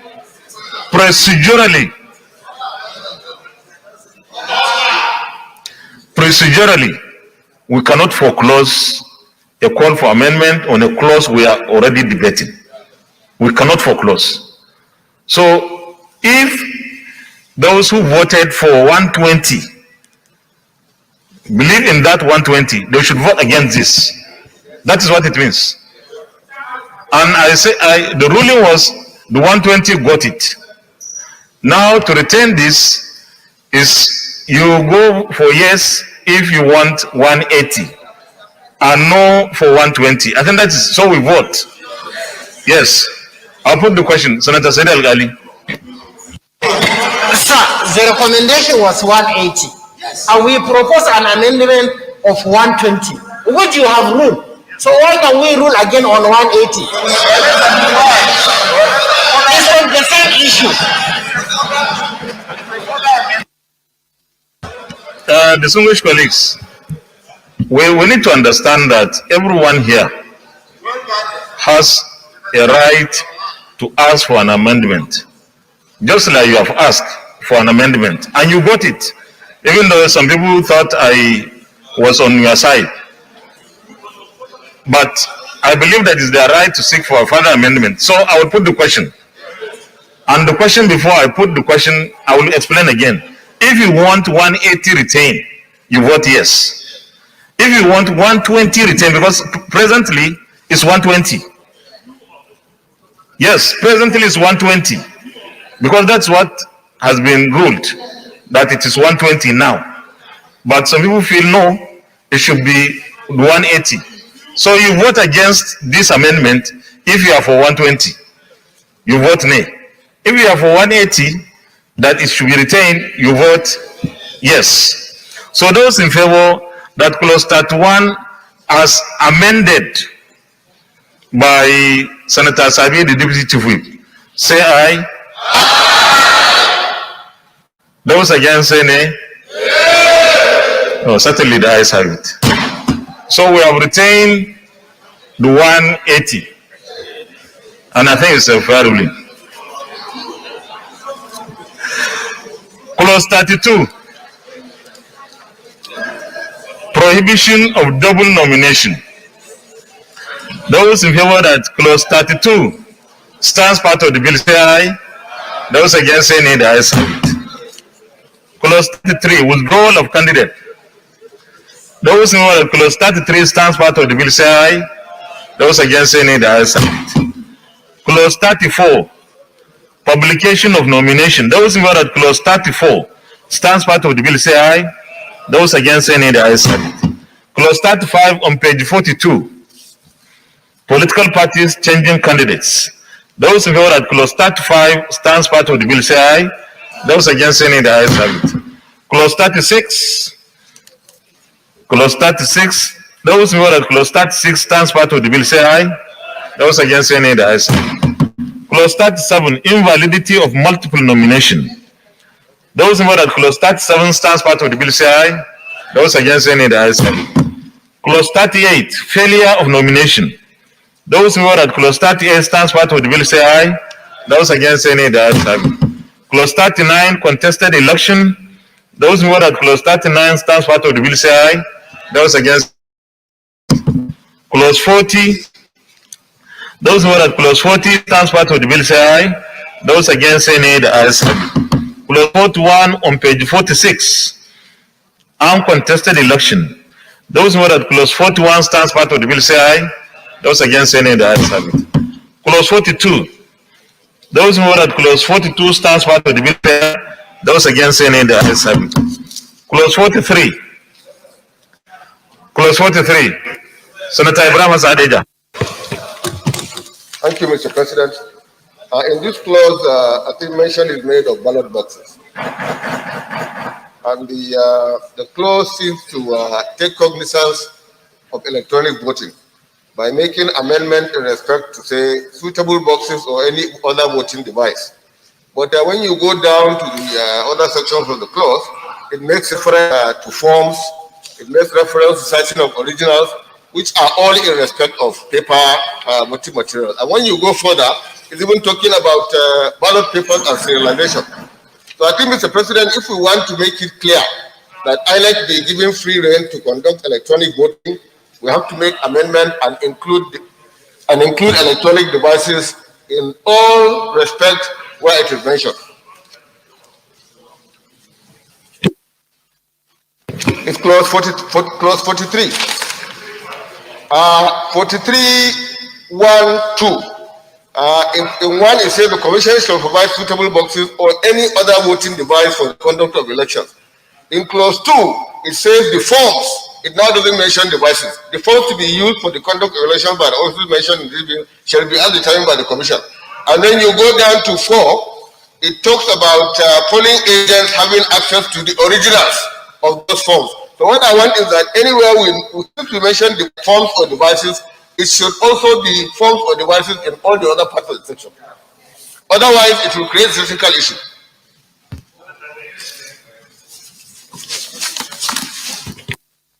Mr. President, sitting as the chair, Betty Apiafi, Rivers West Senatorial District. Mr. President, I support the amendment made by my colleague, Senator Adeja. A second, sorry. Those in favor that clause 43 as amended remains part of the bill say aye. Those against say nay, the ayes have it. Yeah, further amendment, Senator Basiru Ajibola. Mr. Chairman, Ajibola Basiru. My further amendment relates to subsection 5 of 43, and that is to the effect that there's a need to expand the scope of the observation to be made by the polling agents at the elections. in that subsection, it appears to limit it to just materials that have been done. So I'm suggesting that they observe identification and accreditation of prospective voters, and this may also be recorded in evidence. So the question of identification and verification of the prospective voters should be part of what a polling agent has the power to observe, because in reality, the real test of the credibility of an election is whether the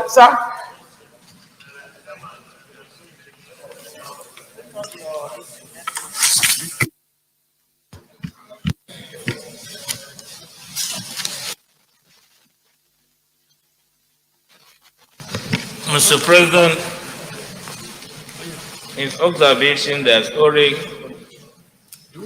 issue raised in section 1, the commission shall provide suitable boxes or any other voting device for the conduct of the election. And he is asking for on the issue of attendance at the polling units may observe originals of the electoral materials, and this may be recorded as evidence. It's all taken care of. I don't know what he wants again. It's all taken care of. I don't know what he wants again.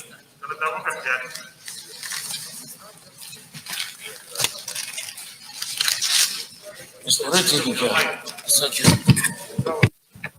Thank you, Mr. Chairman. Senator Bokekeri, representing Borno North. Issue of accreditation of voters is actually captured down the line on section 40. So can we just wait and see all these issues in terms of all other materials also and voters?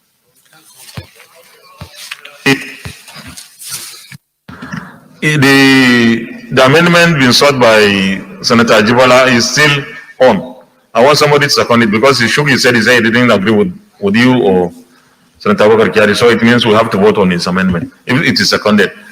Senator Adi Gyang.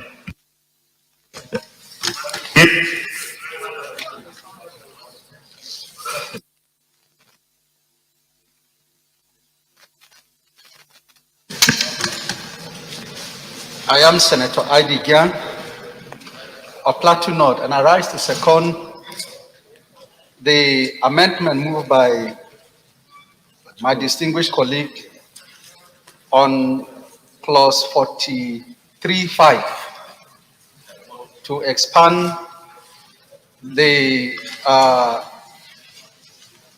things to be observed by the observation by election observers to include polling agents, verification, and all the things that he has listed. I so second. Okay. So I will put the question. Those in favor that I gave them the opportunity to explain.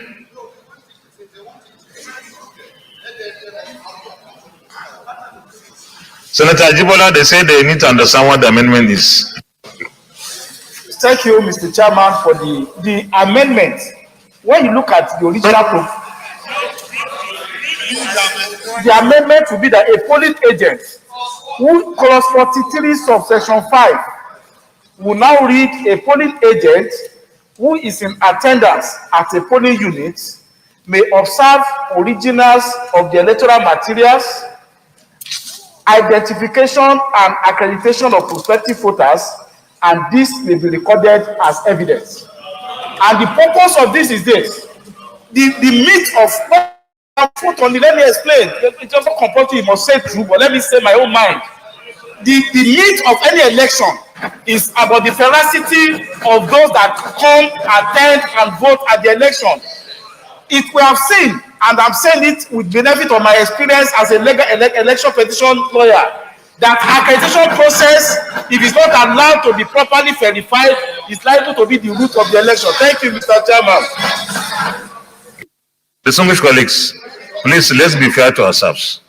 Please, when you seek for an amendment, you just propose the amendment and wait for your colleagues to vote.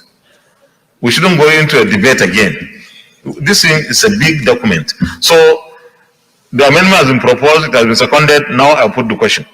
Those in favor that Clause 43 as amended by Senator Basiru Ajibola, say aye. Those against say nay. The nays have it. Clause 44. Format of ballot papers. Those in order at clause 44 stands part of the bill, say aye. Those against say nay. The ayes have it. We are on page 50. Page 50, clause 45. Polling agents. Polling agents, clause 45. Distinguished colleagues, those 45 stands part of the bill, say aye. Senator Ajibola.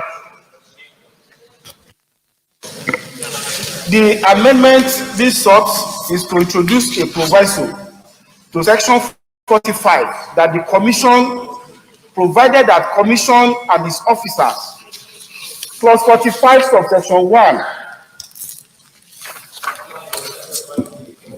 that political parties should submit details, photographs of agents 14 days before the election. I want to say that confidential information is very essential to protection of the integrity of that election.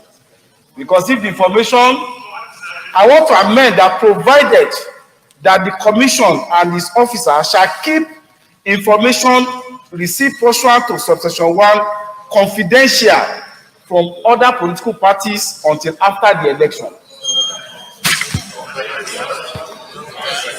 If they release it, they go and bribe your agents now. Tell me.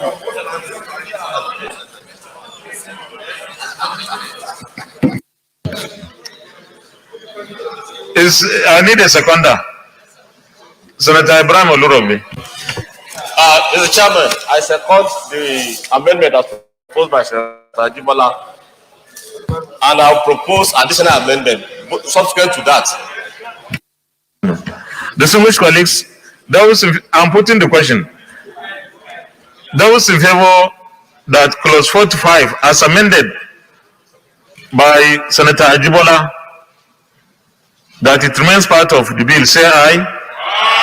Those against say nay. The nays have it. Clause 46.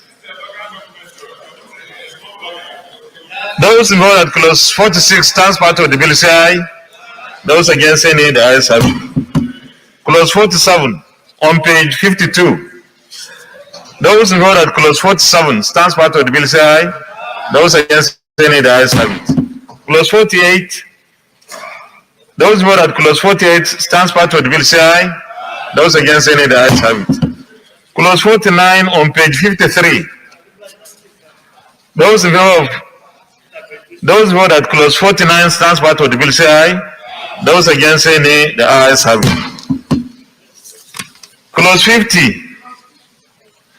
Clause 50. Sorry? Senator Ajibola. Mr. Chairman, I propose that clause 50 should be amended to specify the ground upon which a polling agent may challenge the right of a person to vote. Yeah, yes, I want to say. I'm not going to say. Please, you are not the chairman, Kaiser. Maybe you wait till you become the Senate president. The amendment is that a candidate or a polling agent may challenge the right of a person to vote on the ground that the person is not a registered voter in the polling unit. That's the proposition. That a candidate or a polling agent may challenge the right of a person to vote at a polling unit on the ground that the person is not a registered voter in that polling unit. Because what they put here is just at Abia. Yes.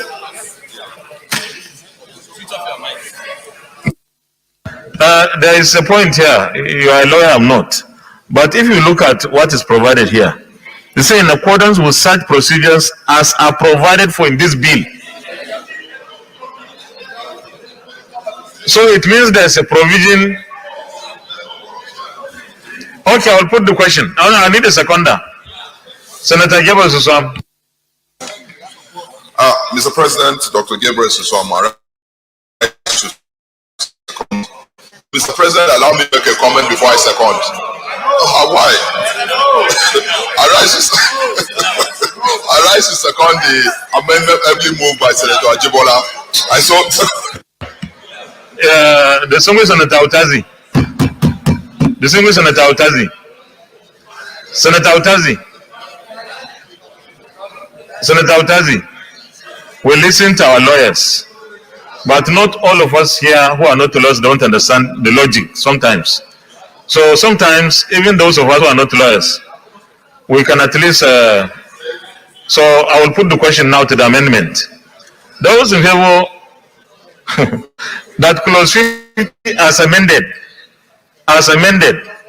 50 on page 57, that clause 50 as amended stands part of the bill, say aye. Those against say nay. Now take it again. It's very close. Those in favor that clause 50 as amended stands part of the bill, say aye. Those ayes have it. Clause 51. Those in favor that clause 51 stands part of the bill, say aye. Those against say nay, the ayes have it. Clause 52. Amendment, Senator Sabi Ali Abdullahi, Deputy Chief. Thank you, Mr. President, distinguished colleagues. I'm Aliu Sabi Abdullahi, Niger North. Mr. President, I would like to amend clause 52(3), and I would like to amend as follows. The Commission may consider electronic transmission of results, provided the national network coverage is adjudged to be adequate and secure by the National Communication Commission and approved by the National Assembly. This is my amendment. Distinguished colleagues, please, we should be fair to our colleagues. Everybody here has a right to seek for an amendment, and we should listen with some respect, please. If you don't like the amendment, you vote against it. That's all. But not to boo or jeer someone. It's not right. Please. So you say it again, please. Well, let's listen. Thank you very much, Mr. President, and thank you for protecting me against some. All right.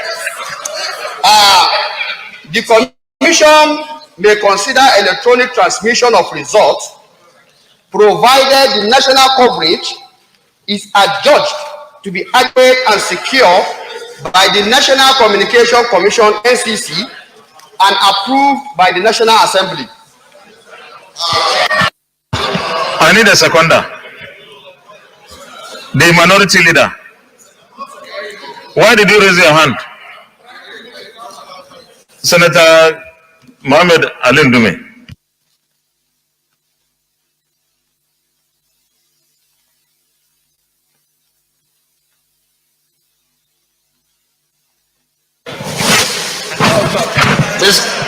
Mr. Chairman.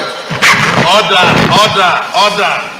Mr. Chairman and distinguished colleagues, I stand to reluctantly second this motion, but let me say, please,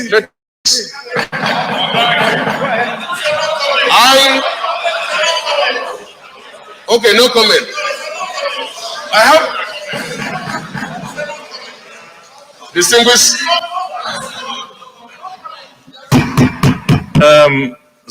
distinguished colleagues, by the grace of God and your endorsement, I hold the gavel.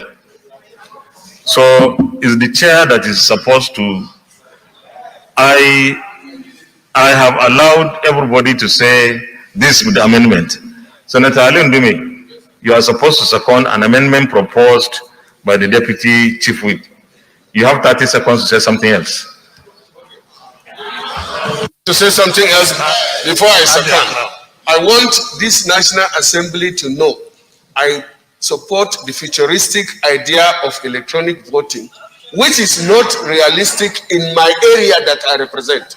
And therefore, for it to be approved, hoping that there will be light or the network in my local government or my state, if NCCC says so, then I support that. I so support.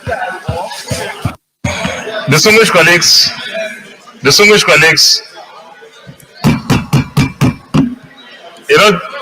just order, please. We'll put, there's an amendment being sought, and this amendment has to be voted on first, before any other thing. No information for now, until we vote for this. So, the point is, Senator Sabi raised an amendment, and I've asked him to say it twice, because maybe the first time there was too much noise. We have heard what the amendment is. Senator Lundime has seconded. So those in favor that clause 50, 53, 52, 52, I will put the question on the sub-clauses. Those in favor that clause 52, sub 1 and 2, no amendment, that they stand part of the bill. Sorry? No. Then in that case, I will put the question on 3. Those in favor that clause 52.3 as amended stands part of the bill, say aye. Aye. Those against say nay. The ayes have it. Amendment. Amendment. You ask for amendment. Mr. President, 52-2.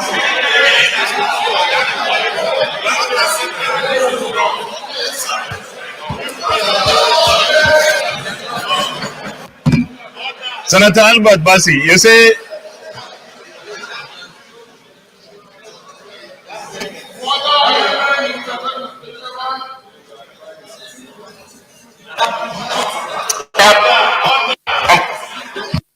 Thank you, Mr. Chairman. Mr. Chairman, I think if you see the last column, the further amendment,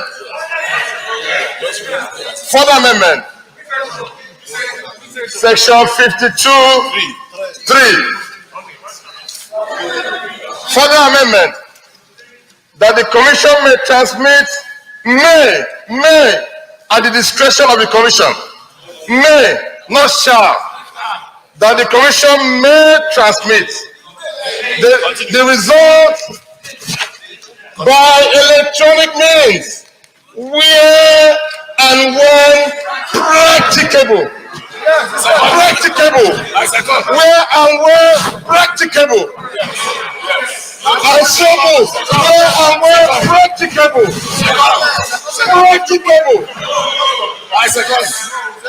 Second explanation. Senator Sandiono.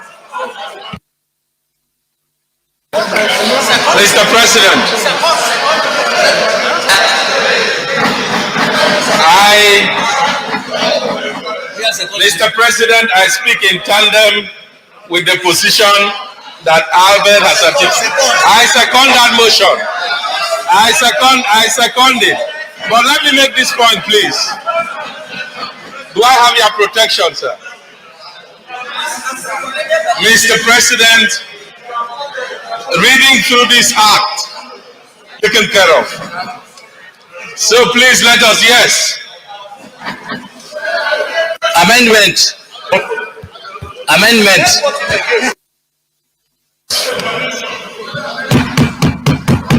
Distinguished colleagues,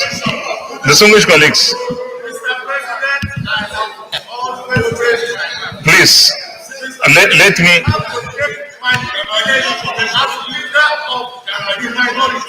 The minority, excuse me, please. Minority leader, I'm not going to take you like that. Just listen, please. Listen. Don't you believe in your minority? Somebody has raised an amendment, another minority has seconded. You don't believe in them? So I will put the question on the amendment first. Just listen, please. Yeah, when I see your hand, I will call you. Distinguished colleagues, please, distinguished colleagues, let's conduct ourselves with some respect, please. You see, just hold on. Distinguished colleagues,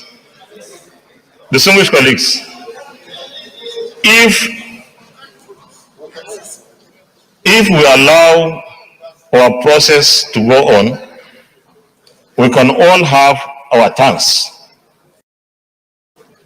No amount of shouting will help us in this business.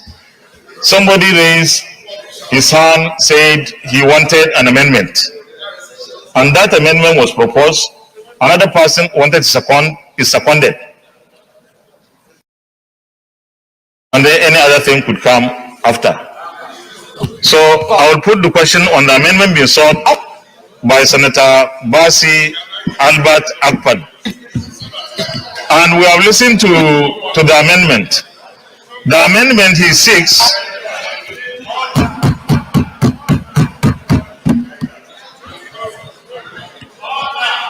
you see, you have an opportunity to vote for or against anything. So the point, the amendment is seeking to retain, Albert, the amendment is seeking to retain what is in the report. No, please. No, you have done your own. You have done your own, please. No, please. And I will read what is there. So,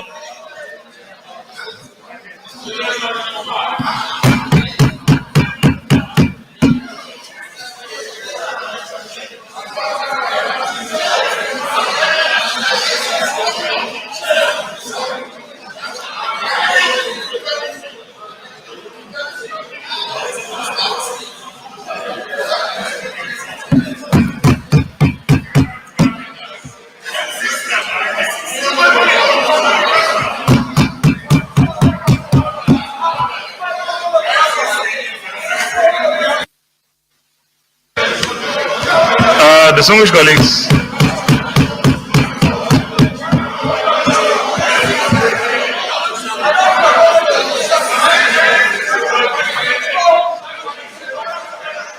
colleagues, no, please.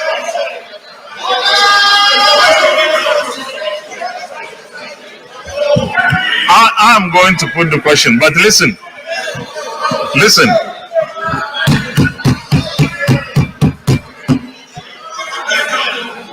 Listen, please. You don't have to raise your hand. Let me read what we are voting for or against. The amendment being sought. At the moment, what we have passed, what we have voted for, and is included in this report now, is the amendment sought by Senator Sabi Abdullahi. There is an existing amendment request that no, we should retain what is there, like we did with 180 and 120. So if you think we should retain what is here, you will vote yes. If you think what we have passed before the amendment of Senator Sabi, then you vote against this one. Is that clear? Okay, I'll put the question. And the amendment, please, for the avoidance of